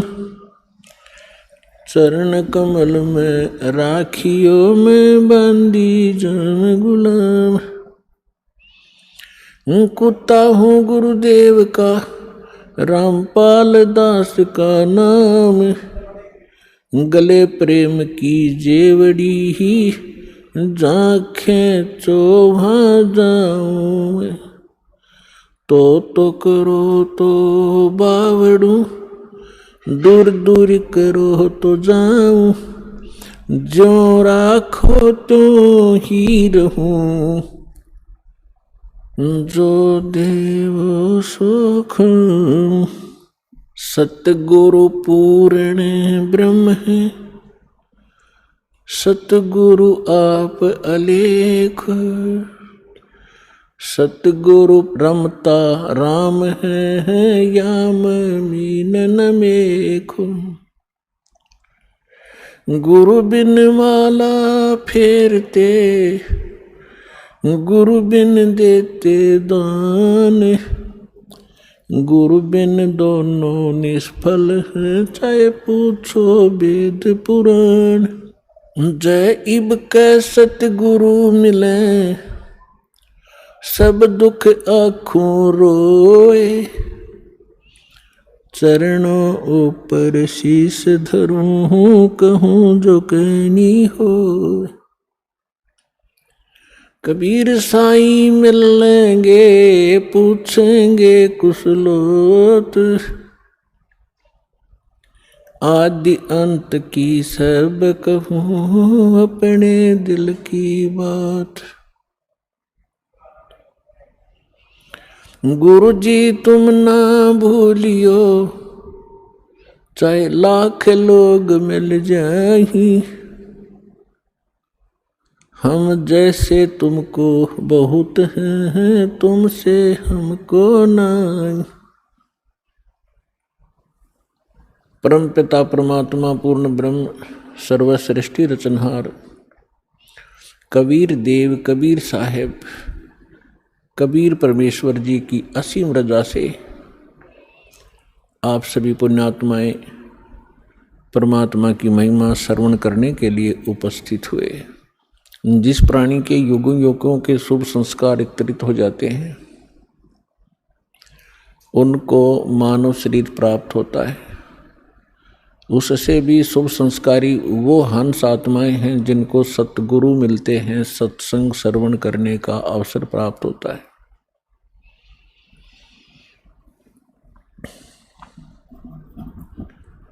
पुण्यात्माओं, आज तक हमें परमात्मा की ABC का भी ज्ञान नहीं था। हम कह भी अध्यात्म मार्ग का नहीं जान पाए, चाहे हम अपने आप को कितने ही विद्वान मानते रहे, चाहे हमने वेदों को कंठस्थ याद भी कर लिया, श्रीमद् भगवत गीता के सभी श्लोक भी हमने रट रखे थे,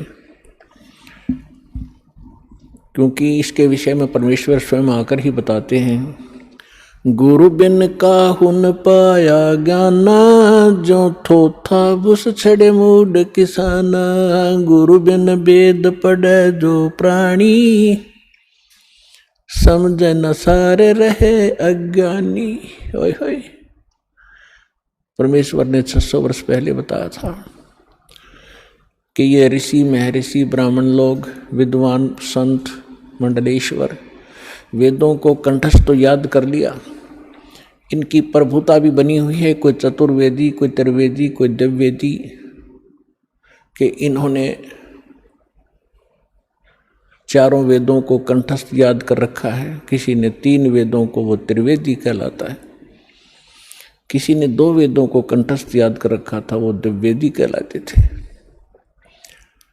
अपने आत्माओं, यहाँ परमात्मा कहते हैं कि प्रत्येक प्राणी, प्रत्येक आत्मा, जब से वो परमात्मा कहते हैं मेरे से बिछड़ी है, उसी के तुरंत बाद इसको एहसास हो गया है कि हमसे गलती हो चुकी है और हमारी कोई अनमोल वस्तु हमसे छीनी जा चुकी है और उसके बगैर हम रह नहीं सकते, उसके बगैर हम सुखी नहीं हो सकते। उसको अब हम परमात्मा कहते हैं। तो जिस कारण से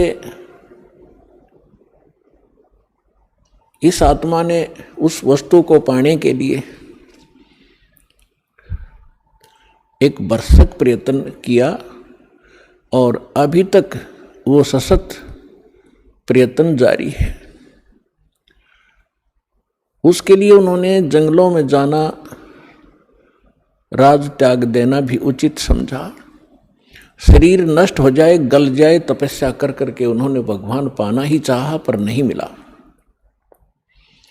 उन्होंने चारों वेदों को कंठस्थ याद कर लिया, पढ़ने लगे थे परमात्मा को खोजने के लिए, फिर वो याद हो गए, क्योंकि पहले शांत स्वभाव के लोग होते थे, वर्तमान की हाहाकार नहीं थी, बार बार के रिपीटेशन से, आवर्ती से ये कंठस्थ हो जाते हैं। तो उन्होंने चारों वेदों को याद कर लिया और कोई भी कहीं बोलता तो वो तुरंत उसके अध्याय और मंत्र को तुरंत सुना देता, जिस कारण से वो प्रभुता प्राप्त हो गए। और जब प्राणी को प्रभुता प्राप्त हो जाती है, परमात्मा से कोसों दूर हो जाता है, क्योंकि जीव साहब नहीं हो सकता, परमात्मा ही साहब है। अब आप देखते हो हम कितने अज्ञानी हो गए। हम छोटी सी पोस्ट प्राप्त कर लेते हैं, यदि हमें कोई सीधा नाम पुकारता है तो हमें दुख होता था, और हमें साहब बोलता तो हम प्रसन्न होते थे, छाती फूल जाती है। इस ज्ञान से पता चलेगा कि साहब क्या है और जीव क्या है। तो कहने का भाव यह है कि वो वेदों के कंठस्थ करने वाले इतने प्रभु बन गए, उनको ब्राह्मण कहने लगे। ब्राह्मण का अर्थ होता ब्राह्मण सोए जिन ब्रह्म पहचाना। ब्राह्मण सोए जो ब्रह्म पहचाने, ब्रह्म माने भगवान, परमात्मा को पहचाने। अपने आत्माओं, यहाँ क्योंकि ये अध्यात्म मार्ग है, पहली कक्षा के बालक भी आते हैं, तो ब्रह्म का अर्थ ये ना समझ लेना कि निरंजन ज्योति काल है, नहीं। ब्रह्म का अर्थ वैसे प्रभु होता है, भगवान होता है, राम कहो, साब कहो, ब्रह्म कहो, लेकिन जैसे हम पूर्ण परमात्मा कहते हैं, पूर्ण ब्रह्म कहते हैं, इसका मतलब कोई इनकम्प्लीट ब्रह्म भी है, लेकिन ब्रह्म शब्द पर्याप्त है परमात्मा के लिए। लेकिन यहां ये नकली प्रभु घने हो गए, तो इसलिए प्रभु की पहचान जिसने कर ली, ब्रह्म की पहचान जिसने कर ली, वो ब्राह्मण कहलाता है। दास अपने प्रवचनों में बहुत बार पंडितों ब्राह्मणों के विषय में उनकी मूर्खता अज्ञानता सुनाता है, तो उसमें ये ना समझें कि दास एक ब्राह्मण वर्ण को कह रहा है। ब्राह्मण वर्ण अलग वस्तु है। जैसे एक वैद्य था और वो बहुत अच्छा वैद्य था, नाड़ी पकड़कर तुरंत बता देता था अमुक रोग है, औषधि भी उसके पास कारगर थी, सुप्रसिद्ध हुआ। उसकी एक दो पीढ़ी उसके द्वारा बताई औषधि और उस विधि से वो उपचार करते रहे, वो भी वैद्य कहलाए। लेकिन आगे चल के वो लाखों की संख्या बन गई उनके वंशजों की, और वो वैद्य नहीं है, फिर भी उनका सरनेम वैद्य बन गया। अब कोई कुछ कार्य करता है, कोई कुछ कार्य करता है, वो भी अपने पीछे लगाता है रमेश वैद्य, और काम क्या है उसका, परचून की दुकान। जानता नहीं पेट के दर्द की दवाई औषधि, और लिखता है रमेश वैद्य, तो वो वैद्य नहीं है। और यदि कहीं किसी वैद्य की मूर्खता बताई जाती है कि रोग ये और दवाई ये दे रहा है, ये खाक वैद्य है, तो उस वैद्य को दुख नहीं होता जो परचून की दुकान किए हुए। इसी प्रकार ब्राह्मण की विषय में जानना, मेरे पूज्य गुरुदेव जी ब्राह्मण वर्ण में जन्मे थे, लेकिन वो अपने आप को ब्राह्मण नहीं कहते थे, पंडित नहीं कहते थे। पंडित ब्राह्मण की दूसरा पर्यायवाची पंडित भी कहलाता है। पंडित का भी यही अर्थ होता है। वो ब्राह्मण नहीं कहलाते थे जो हमने अपने परंपरागत समझ लिया है। हम किसको ब्राह्मण मानते हैं? जो श्राद्ध निकलवाता हो, पत्रे बाँच कर सुना दे, तेरा भी आपत्ति आनी है, ये ऐसे सर कर दे, ऐसे वैसे कर दे, ये ब्राह्मण कहलाते हैं। लेकिन यदि हम पंडित की परिभाषा समझना चाहें तो हमारे पूज्य गुरुदेव जी ब्राह्मण होते हुए अपने आप को ब्राह्मण नहीं कहते थे, वो संत कहलाते थे कि हमने पंडिताई कभी की नहीं, हम ब्राह्मण नहीं हैं। और मेरे दादा गुरु जी छावला गांव दिल्ली के अंदर, दिल्ली स्टेट में एक छावला गांव है नजफगढ़ के पास, वहाँ के वो जाट थे। और बचपन से ही वो हमारे जो चौथे दादा गुरुजी थे उनके संपर्क में आ गए। उन्होंने उसको काशी विद्यापीठ में पढ़ाया, अपने पास ही रखा, तो वो 4 विषय के आचार्य बन गए उस विद्या को पढ़कर। लेकिन उन्होंने पंडिताई की नहीं, फिर भी वो पंडित चिदानंद नाम से जाने जाते थे।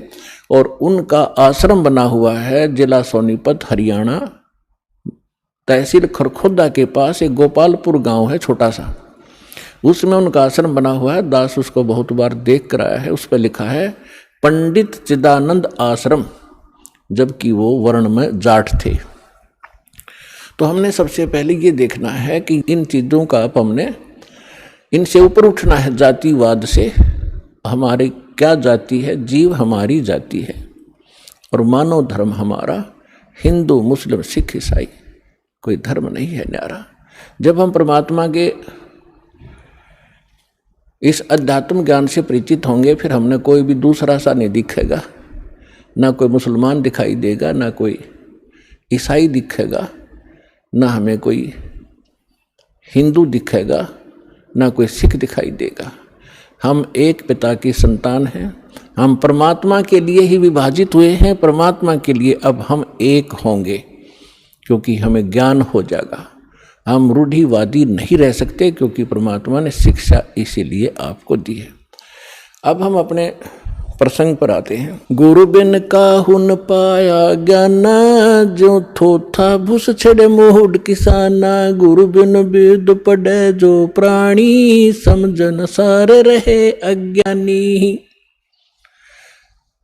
अब तो कहते हैं प्रत्यक्ष को प्रमाण की आवश्यकता नहीं पड़ती, क्योंकि दास ने परमेश्वर कबीर जी के द्वारा दी गई उस बुद्धि से, दास एक जीव बुद्धि है, और जब परमात्मा रजा बख्शते हैं यही जीव परमात्मा वाले ही ज्ञान को आगे चला सकता है, सुना सकता है और उसको समझ सकता है।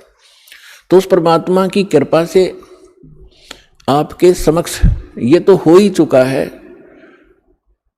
कि यथार्थ ज्ञान क्या है, अध्यात्म मार्ग कैसा है, और ये भी आप खूब समझते हैं कि आज तक हमारे सदग्रंथों को हमारे ही ऋषि महर्षि गुरु ब्राह्मण आचार्य शंकराचार्य इस सिलेबस से परिचित नहीं थे, तो खाक टीचर थे वो, जीवन अपना नाश कराया, हमारे पूर्वजों का बट्ठा बैठा दिया, भूत बनवा दिए, फिर उनके श्राद्ध निकलवाने शुरू कर दिए। तो इस तरह की भ्रमणा अज्ञानता से फैलती है। तो आज तक हमारे जितने भी ऋषि महर्षि हुए हैं, इवन ब्रह्मा विष्णु महेश, इनको कोई अध्यात्म ज्ञान नहीं था। पुण्यात्माओं, परमात्मा ने 600 वर्ष पहले कहा था ये ज्ञान, लेकिन उस समय हम शिक्षित नहीं थे। हमारे धर्मगुरु केवल संस्कृत भाषा पढ़ा करते थे और सदग्रंथ भी संस्कृत भाषा में थे, जिस कारण से हम अपने भगवान को ना पहचान सके, ना अध्यात्म ज्ञान को जान सके। और इन अज्ञानी ऋषि महर्षि आचार्यों शंकराचार्यों ने परमात्मा का विरोध करके जनता को भ्रमित किया कि अशिक्षित जुलाहा धानक, ये नीच जाति का, ये क्या जाने सदग्रंथों के विषय में, क्योंकि ये संस्कृत नहीं जानता। तो उस समय नकलियों की दाल खूब गल गई, लेकिन मालिक तो मालिक ही होता है, सहनशील भी होता है। वो जो उद्देश्य लेकर चलते हैं वो बीच में भड़बड़ाते नहीं। उसी समय धर्मदास नाम के एक महापुरुष परमात्मा की शरण में आए थे, जो हिंदू धर्म में जन्मे थे, और ये इन्हीं भगवानों की पूजा किया करते थे, जिसके विषय में परमात्मा कबीर जी कहा करते थे, तीन देव की जो करते भक्ति, उनकी कदे ना होवे मुक्ति। 600 वर्ष पहले चौराहे पर खड़ा होकर कहा करते परमात्मा, जहाँ ये ब्राह्मण कथा कर रहे होते थे, तो उस समय परमात्मा के ऊपर बहुत मार पड़ा करती थी, पीटा करते थे, घसीटा करते थे। लेकिन परमात्मा सत्य है, उसके वचन सत्य हैं, उसका अस्तित्व सत्य है, वो झूठ ना कह सकता और ना ही वो झूठ होता है। तो जब धर्मदास नाम के एक महापुरुष बड़े विचलित हुए, अब जो प्रसंग चल रहा है हम उसी पर आते हैं। इस ज्ञान को बताने के लिए परमात्मा स्वयं आते हैं। परमात्मा की पहचान करने के लिए हमारे सदग्रंथ पर्याप्त हैं, जिनको आज तक हम शिरोधार्य माना करते थे। पवित्र चारों वेद, ऋग्वेद, यजुर्वेद, अथर्ववेद और सामवेद, इन चारों वेदों को हम सत्य मानते हैं, पूरा विश्व सत्य मानता है। विशेषकर हिंदू धर्म के नाम ये लिख दिए गए हैं कि हिंदुओं के ग्रंथ हैं, तो हिंदू तो इसको सत्य मानते ही मानते हैं। दूसरे श्रीमद् भगवत गीता, वेदों से भी प्रथम स्थान आज श्रीमद् भगवत गीता जी का है, क्योंकि ये एक छोटा ग्रंथ है और चारों वेदों का निष्कर्ष है, और उसके बाद 18 पुराण। तो हमारे जो धर्मगुरु अब लगभग 2,500-3 हजार वर्ष से जो हमारे धर्मगुरु रहे हैं, उन्होंने केवल पुराणों को ही महत्व दिया और साथ में श्रीमद् भगवत गीता को भी उन्होंने समांतर सम्मान दिया है, और इन्हीं के पठन पाठन से मोक्ष बताया है। और उन्होंने ये भी कहा है कि हम जो ज्ञान दे रहे हैं इन्हीं ग्रंथों के आधार से दे रहे हैं। तो पुण्यात्माओं, परमात्मा को पहचानना पड़ेगा।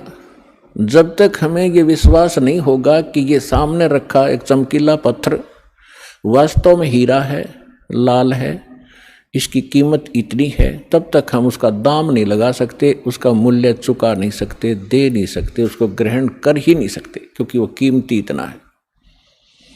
इसी प्रकार जब तक हम परमात्मा को नहीं पहचानेंगे और हमें दृढ़ विश्वास नहीं होगा कि सचमुच ये है भगवान, तो तब तक हम दृढ़ नहीं होंगे, उसकी कीमत दे नहीं सकेंगे, अर्थात हम उसको प्राप्त नहीं कर सकते। तो उसके लिए हमने सबसे पहले हमने ये जानना होगा, दृढ़ निश्चय करना होगा कि जिस परमात्मा को हम प्राप्त करने के लिए प्रयत्न करेंगे, उसके लिए जो भी कीमत हमने देनी पड़ेगी वो देंगे, तो वास्तव में वो परमात्मा है भी कि नहीं। तो उसकी पहचान के लिए हमने कोई आधार बनाने पड़ेंगे। उसके लिए आधार क्या है? सर्वप्रथम हमारे सद्ग्रंथ। वैसे तो सर्वप्रथम हम मानते हैं प्रत्यक्ष दृष्टा को, लेकिन फिर भी हम अपने उस थ्योरी को हम नकारा नहीं कर सकते, जिसको आज तक श्रोधार्य मानते रहे और सत्य मानते रहे। तो हम पहले थ्योरी फिर प्रैक्टिकल दोनों से हम सिद्ध कर लेंगे कि सचमुच कौन है परमात्मा। तो इसके लिए हमने सबसे पहले अपने सद्ग्रंथों की थ्योरी को देखेंगे कि उनमें क्या लिखा है, और फिर प्रैक्टिकल। जब दोनों एक जैसा रिजल्ट देंगे तो ही इज गॉड, वो परमात्मा है। तो पुण्यात्मा, श्रीमद् भगवत गीता अध्याय नंबर 4 के श्लोक नंबर 32 में 32 में कहा है कि अर्जुन, मैंने अभी आपको अध्याय नंबर 4 के श्लोक नंबर 25 से लेकर 30 तक जिन साधकों और साधनाओं की जानकारी दी है, और वो साधक चाहे कोई देवी देवताओं को पूजता है, उसी को सत्य मानता है, पापनाशक जानता है, कोई स्वाध्याय करता है, कोई तीक्ष्ण अहिंसावादी व्रत ही करके मुंह पर पट्टी बांध गए नंगे पैरों घूम कर अपनी साधना को सही मान रहा है। चौथे अध्याय के 32वें श्लोक में कहा है कि इन यज्ञों माने धार्मिक अनुष्ठानों की जानकारी ब्रह्मणे मुखे सच्चिदानंद घन ब्रह्म ने अपने मुख कमल से बोली है। पुण्यात्मा, दास ने एक शब्द बोला था, गुरु बिन काहुन पाया ज्ञाना, जो थो था भुस छिड़े मूड किसाना, गुरु बिन वेद पढ़े जो प्राणी, समझन सार रहे अज्ञानी। श्रीमद् भगवत गीता चारों वेदों का निष्कर्ष है। चौथे अध्याय के 32वें श्लोक में यहाँ एक ब्रह्मणे मुखे शब्द है। इस ब्रह्मणे मुखे शब्द का हमारे अनुवादकर्ताओं ने, इस दास से पहले जो अनुवाद दास ने किया है गहरी नजर गीता में एक पुस्तक बनाई है, यानी उसका अनुवाद समझो श्रीमद् भगवत गीता का अनुवाद है, उसका नाम लिखा है गहरी नजर गीता में। इससे पहले जितने महापुरुषों के आप अनुवाद उठाकर देखोगे उसमें क्या लिख रखा है? वेद की वाणी में ब्रह्मणे मुखे का अर्थ किया है वेद की वाणी।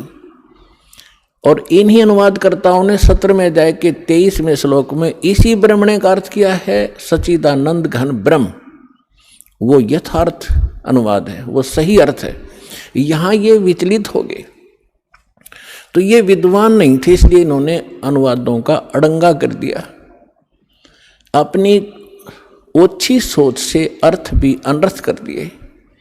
ब्रह्म का अर्थ भगवान होता है, तो ब्रह्म का अर्थ कोई वेद करता है तो महामूर्ख है।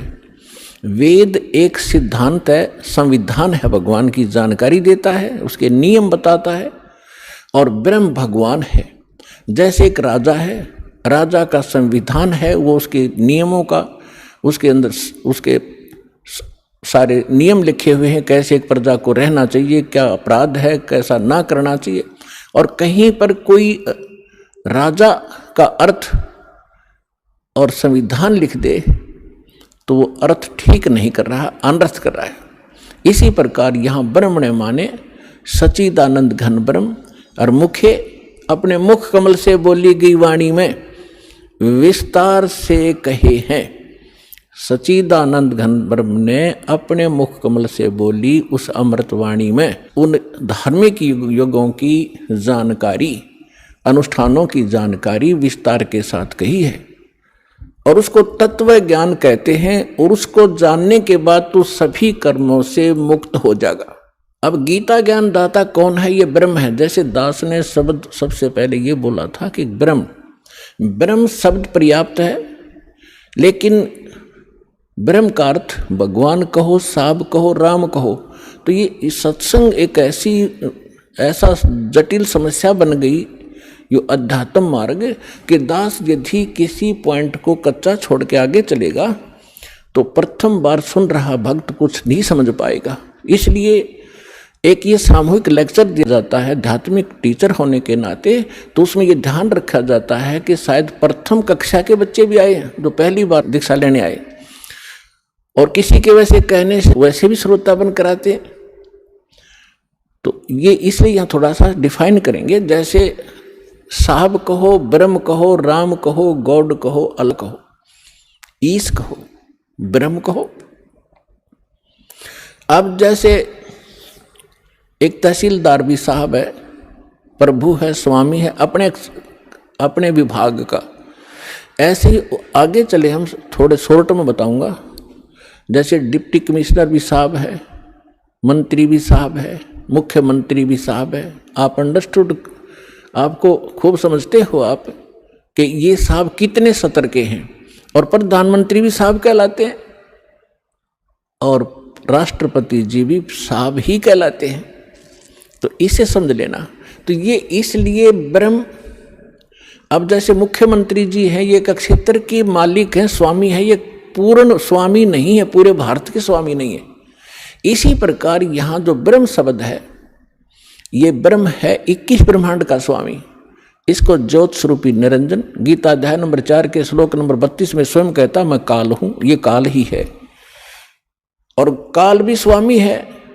जैसे एक जेल का सुप्रिटेंडेंट, वो जेल का स्वामी है और सुप्रिटेंडेंट साहब भी है, ऐसे ही ये काल साहब है, 21 ब्रह्मांड का स्वामी है, या एक जेल है, ये जेल का सुप्रिटेंडेंट साहब है, ये समझ लो।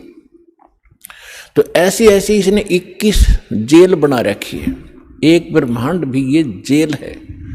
तो ऐसे ये 21 ब्रह्मांड का साहब है, ये ब्रह्म है, लेकिन ये कंप्लीट ब्रह्म नहीं है, ये पूर्ण ब्रह्म नहीं है, इसलिए ब्रह्म शब्द बोला गया। तो यहां प्रत्येक इसके अंग को हमने समझने के लिए ऐसे करना पड़ेगा। तो इस ब्रह्म ने श्रीमद् भगवद गीता का ज्ञान श्री कृष्ण जी में प्रवेश करके, जैसे को प्रेत बोलती है किसी के अंदर, ऐसे बोला। ऐसे ही इस काल ने एक ब्रह्मा कुमारी पंथ चलाया अभी 100 वर्ष पहले लगभग, और उसमें एक प्रेत आता है, वो कहता अहम ब्रह्मास्मि, मैं ब्रह्मा हूँ। कभी कहता है अहम शिवोहम, मैं शिव हूँ। ये एक प्रेत का चलाया हुआ है, और वो प्रेत कभी ब्रह्मा की पदवी पर था। जैसे कोई गांव का प्रधान सरपंच रिटायर हो जाता है, उसको अगली बार नियुक्त नहीं किया जाता, तो लोग फिर भी उसको सरपंच साहब कहते हैं, प्रधान साहब बोलते हैं, जोरा जी रहा है। और वो भी कहीं मिलता है, कोई कहता भी कौन है, फलाना सरपंच हूँ, और जब वो सरपंच नहीं होता। तो ऐसे ही दास ने कबीर परमात्मा से प्राप्त उस ज्ञान को आगे बढ़ाया है, as it is, as a tape recorder. Das का इसमें इतना ही योगदान है कि दास को परमात्मा का जो अंतःकरण टेप रिकॉर्डर ठीक कर दिया उस परमेश्वर कबीर जी ने, और उसमें अपना ज्ञान भर दिया। दास बोल के सुना रहा है रिकॉर्ड करके, इतना सा योगदान है। तो ऐसे दास बहुत बार बताता है आपको कि ये ब्रह्मा विष्णु महेश जो वर्तमान में या 3 लोक के एक एक विभाग के मिनिस्टर हैं, साहब हैं, इतने राम हैं, इतने भगवान हैं, ये इनकी भी मृत्यु होगी, और ये मृत्यु को प्राप्त होकर आम जीव की तरह 84 लाख योनियों में, प्रेत योनियों में भटक रहे होंगे, और अन्य पुण्य आत्माओं को फिर से काल अपनी दुर्गा पत्नी से जन्म दे करके उस पदवी पर बैठा देता है। तो उनमें से ये पंथ चलाने वाला जो ब्रह्मास्मि में शिवोस्मि, तो ये वो भूत है जो कभी ब्रह्मा के पद पर रहा है, अब उसका अस्तित्व कुछ नहीं, वो रिटायर्ड सरपंच समझ लो, एक्स सरपंच, अब उसका कोई अस्तित्व नहीं। तो वो बोलकर उसने वो पंथ चला दिया। आज भी उसकी मुरली सुनकर, वो भूत की बात सुनकर एक बहुत बड़ा जनसमूह अपना जीवन नाश कर रहा है। दास का प्रयत्न किसी की निंदा करना नहीं, दास का प्रयत्न है कि सभी हम एक परमात्मा के बालक बच्चे हैं, बहन बेटी भाई, और उस काल ने ये जाल फैला रखा है कि मैं इतने पंथ चला दूंगा नकली कि कोई समझ नहीं सकेगा ओरिजिनल पंथ कौन सा है।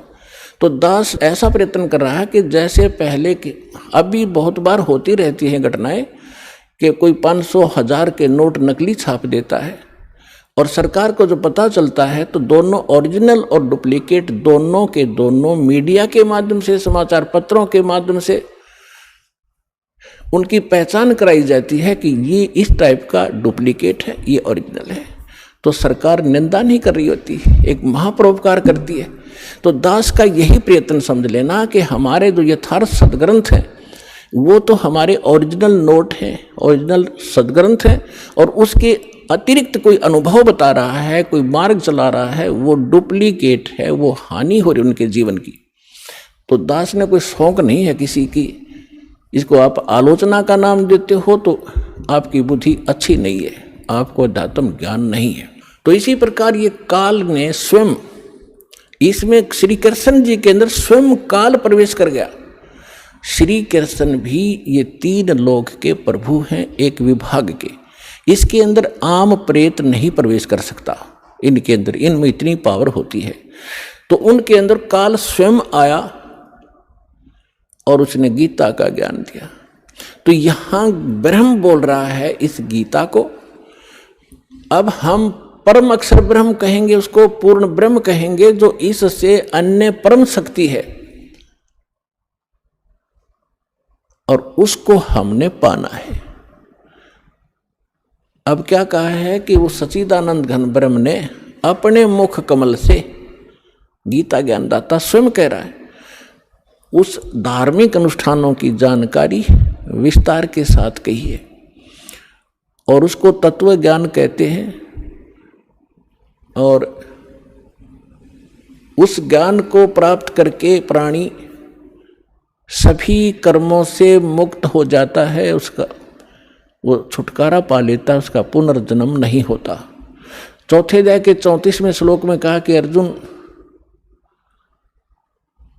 उस तत्व ज्ञान को जो परमात्मा स्वयं आकर अपने मुख कमल से वो वाणी बोलता है, वो तत्व ज्ञान है। उस तत्व ज्ञान को, उसको सूक्ष्म वेद भी कहा है। उस तत्व ज्ञान को तू तत्वदर्शी संतों के पास जाकर समझ, उनको दंडवत प्रणाम करने से, कपट छोड़कर सरलता पूर्वक प्रसन्न करने से वो तत्वदर्शी संत तुझे उस परमात्म तत्व का, अर्थात तत्व ज्ञान का उपदेश करेंगे। अब 15वें अध्याय के प्रथम मंत्र में उस तत्वदर्शी संत की पहचान भी बता दी है कि जो संत उल्टे लटके हुए संसार रूपी वृक्ष के, ये संसार रूपी वृक्ष है अर्जुन, ऊपर को जड़ है वो तो पूर्ण परमात्मा है, पूर्ण ब्रह्म है, जिस जो सबका धारण पोषण करता है। 15वें अध्याय के 1 से लेकर 4 श्लोक में और 16-17 श्लोक में 3 पुरुष, 3 भगवान, 3 ब्रह्म स्पष्ट किए हैं। सरपुरुष कहो, सरब्रह्म कहो, ये तो काल है। सर माने नासवान, ये 21 ब्रह्मांड का स्वामी, ये सरब्रह्म है। और दूसरा अक्षर ब्रह्म, अक्षर पुरुष कहो, चाहे प्रभु कहो, स्वामी कहो, राम कहो, ब्रह्म कहो, ये 7 शंख ब्रह्मांड का स्वामी है। इसकी आयु बहुत लंबी है, लेकिन इसकी भी मृत्यु है, इसलिए इसको भी अक्षर पुरुष कहा है, ये चिरस्थायी है। और फिर तीसरे नंबर का जो परमात्मा है, परम अक्षर ब्रह्म कहलाता है, वो बताया उत्तम पुरुषत्व अन्य, जो 17वें श्लोक में कहा 15वें अध्याय के, उत्तम पुरुषत्व अन्य परमात्मा इति उदाहरत है। ये लोग तरम अविश्य विवर्ती अवैश्वर है, वो परमात्मा इन दोनों से अन्य है, जो 15वें अध्याय के 16वें श्लोक में सरपुरुष और अक्षर पुरुष कहे हैं। इनसे कोई अन्य है वो परमात्मा जो सबका धारण पोषण करता, 3 लोकों में प्रवेश करके। तो 15वें अध्याय के प्रथम श्लोक में बताया कि ऊपर को जड़ और नीचे को शाखा वाला ये उल्टा लटका हुआ संसार रूपी पीपल का वृक्ष समझो, एक फॉर एग्जाम्पल दिया है। और जो संत इसके सभी विभाग बता दे, न्यारे न्यारे, भिन्न भिन्न, सवेदवित, वह वेद के तात्पर्य को जानने वाला है, वह वेद का ज्ञाता है, वो तत्वदर्शी संत है।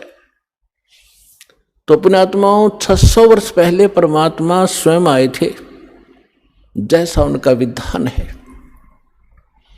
कि वो स्वयं आकर अपने मुख कमल से उस तत्व ज्ञान का प्रचार करते हैं जो हमारे नकली धर्मगुरुओं ने, डुप्लीकेटों ने रिजेक्ट करके कूड़े की टोकरी में डाल रखा था, धानक जुलाहा कह के, उसकी वाणी झूठी कह के। आज दास को परमात्मा ने जोरी बनाया, उस लाल को परखा और उसको कूड़े की टोकरी से उठाकर आज सिद्ध कर दिया कि Kabir is God, Kabir is God, Kabir is complete God.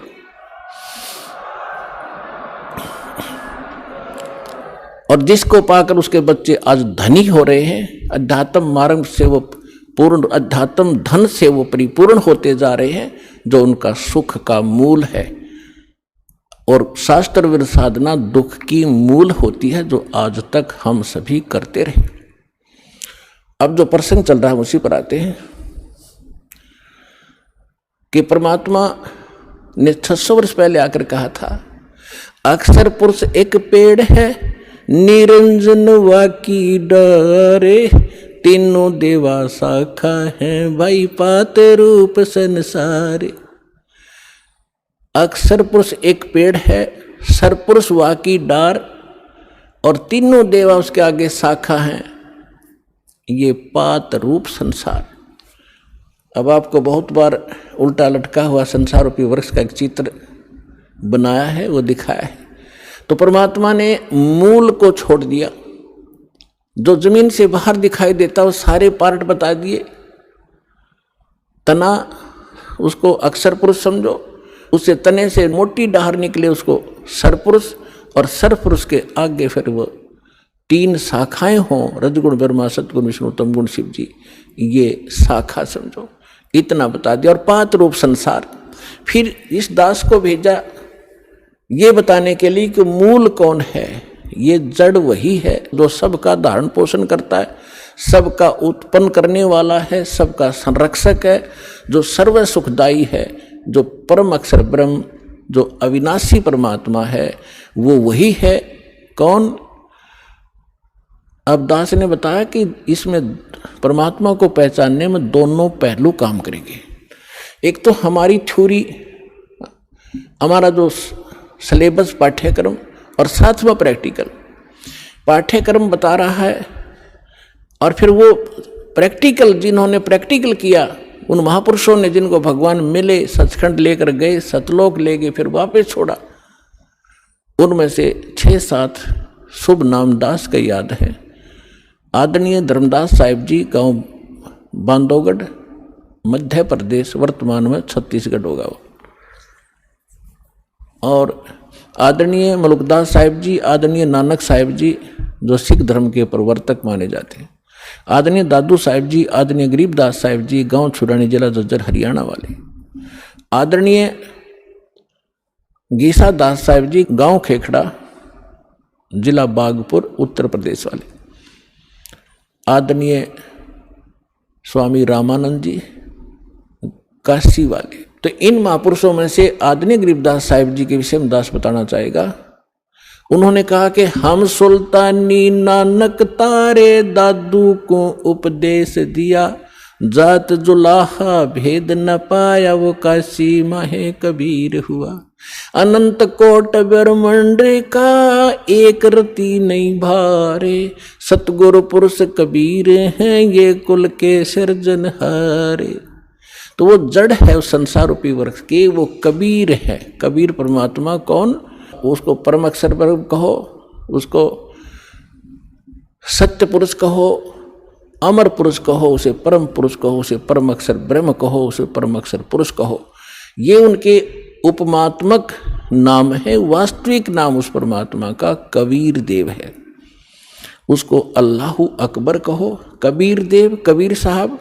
अल्लाहु अकबर, कबीर भगवान, अल्लाह माने भगवान, अकबर अकबरी, अकबीर कबीर, ये कबीर को ही अपभ्रंश करके अकबर बोलते हैं। जैसे हम कबीरू बोल देते हैं, कबीरा बोला करते थे। जैसे गरीबदास जी को गांव वाले गरीबू कहा करते थे। तो ऐसे हम अपभ्रंश करके अपने नाम रख लेते हैं। उनका वास्तविक नाम है कबीर देव, अल्लाहु अकबर, अल्लाह कबीर, गॉड कबीर। अब जो प्रसंग चल रहा था उसी पर आते हैं कि वो परमात्मा स्वयं यहां आते हैं। अब इसमें दोनों पहलू साथ चलेंगे कि जिनको भगवान मिले उन्होंने प्रैक्टिकल किया, और जो हमारे सदग्रंथ आज तक हमें ज्ञान दे रहे थे, हमारे धर्मगुरु समझ नहीं सके, वो हमारा दुर्भाग्य और उनका भी दुर्भाग्य कहेंगे, क्योंकि वो उनकी बुद्धि काल के वश थी। अब हम सतगुरु शरण में आ गए तो हमारे ऊपर काल की जकड़ नहीं रही, इसलिए आप इस ज्ञान को समझ रहे हो।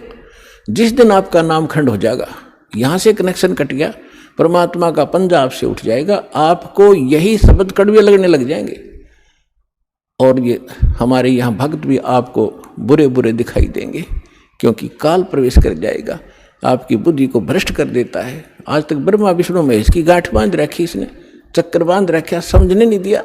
आपकी क्या औकात, आप इस मालिक की शरण से दूर होकर आप सुखी हो जाओगे। जून का महीना हो और एसी रूम से बाहर निकल कर कोई सुखी हो सकता है? चाहे शराब पी कर चाहे निकले जा बाहर गली में पड़ा रहो, बेशक वो कहा रहो शराब के नशे में कोई बहुत सुखी हूँ, अब सुखी हूँ, खाक सुखी है, रेत में पड़ा पसीने आए पड़े, झागा रहे मुख में। तो ऐसी दशा उन लोगों की जो भगवान से दूर हटकर इस काल के खेमे में खेल खेल रहे हैं। चाहे वो भक्ति कर रहे हैं, वो भक्ति भी नकली, या संसारिक सुख प्राप्त करने के लिए वो को प्रयास कर रहे हैं, क्योंकि इस काल की साधना से सुख हो ही नहीं सकता। सुख होगा तो इस परमात्मा की ही रजा से, इस साधना से होगा। आदरणीय गरीबदास साहिब जी ने प्रैक्टिकल बताया कि अजब नगर में ले गए हमको सतगुरु आने, अजब नगर में ले गए हमको परमेश्वर आने। आन माने आके, अजब नगर में ऐसे अजब कमाल के लोक में लेके गए भगवान मुझे खुद आकर के, और झलके बिंब अगाध गति हम सूते चादर ताड़े। अजब नगर में ले गए हमको सतगुरु आन, यानी वो सतगुरु भी हैं, वो भगवान भी हैं। जो सतगुरु होता है, सच्चा ज्ञान जो देता है भगवान ही देता है, भगवान ही सच्चा ज्ञान दे सकता है। तो उनको सीधे भगवान मिले थे, सतगुरु कहो चाहे परमेश्वर कहो। अजब नगर में ले गए हमको परमेश्वर आने, आन माने आके, यह हमारी देसी भाषा हरियाणा की लैंग्वेज में लिखा ग्रंथ है। और जल के बिंब अगाध गति वहाँ सूते चादर तान, चादर तान के सोना, यानी कति निश्चिंत हो जाना, बेफिक्र होकर सोना। एक मुहारा है यहाँ देसी कि अच्छा चादर तान के सोए है, सारे काम कर लिए। तो इस तरह कहते हम तो निश्चिंत हो गए कि साधना हमारी सत्य भगवान मिल गए, आंखों सतलोक देख लिया, सत साधना करते रहेंगे, गलती हम करें नहीं, हम निश्चिंत हो गए। हमारे अंदर कोई अब शंका नहीं रही कौन भगवान है और क्या उसको प्राप्त करने का मेथड है, वो सब कंप्लीट प्राप्त हो गया, आंखों देखा। तो दास आपको इतना ही दृढ़ करना चाहता है। देखो, माता पिता अपनी बिटिया का विवाह करते हैं तो वो जाकर लड़के वाले का घर भी देखते हैं, उसकी प्रॉपर्टी से भी परिचित होते हैं, अन्य थर्ड पर्सन से भी पूछते हैं। फिर वो आकर घर बताते हैं कि हम जो लड़का देख कर आए हैं उसके ये बिजनेस है, उसके ये व्यापार है, इतनी उसको प्रॉपर्टी है। तो लड़की को कोई डाउट नहीं होता क्योंकि पिता बता रहा है। थर्ड पर्सन कहे तो शायद शंका हो जा। तो इसी प्रकार उस परम पिता ने आके आपको ज्ञान दिया है कि जहाँ तुम जाओगे वहाँ क्या क्या सुख सुविधाएं हैं, तो आपको डाउट नहीं रहना चाहिए। और फिर साथ के साथ अपने गवाह भी तैयार कर रखे।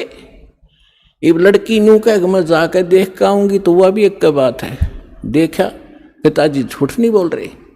तो इसी प्रकार आप जी ने एक नेक भक्त का भी आचरण एक दिखाना है कि जो दास बोल रहा है वो किसी डूम भाट के गीत नहीं है, गॉड गिवन स्पिरिचुअल नॉलेज है, एच इट इज, जो भगवान ने बताया। और जिन महापुरुषों को भगवान मिले उन जो का तो सेकंड किया, हमारे सदग्रंथ बता रहे। अब आपको श्रीमद् भगवद गीता से परिचित कराया। और विशेषकर हिंदू समाज तो जो भगवान की तरफ में पहले से ही लगे हैं, तो उन्होंने तो गीता का पाठ रोज कर ही रखा तकरीबन। दास एक बार 2003 के अंदर उदयपुर के अंदर सत्संग कर रहे थे, थोड़ी सी संगत होती थी, और हमारे पास एक प्रोजेक्टर सिस्टम हमने किया था और टीवी पर दास दिखा रहा था, बता रहा था। एक बहन सुन रही थी। अगर आप ये वीडियो YouTube पर देख रहे हैं तो हमारे चैनल को सब्सक्राइब करें और बेल आइकन को दबाना ना भूलें। अगर आप Facebook पर ये वीडियो देख रहे हैं तो हमारे पेज को लाइक करें।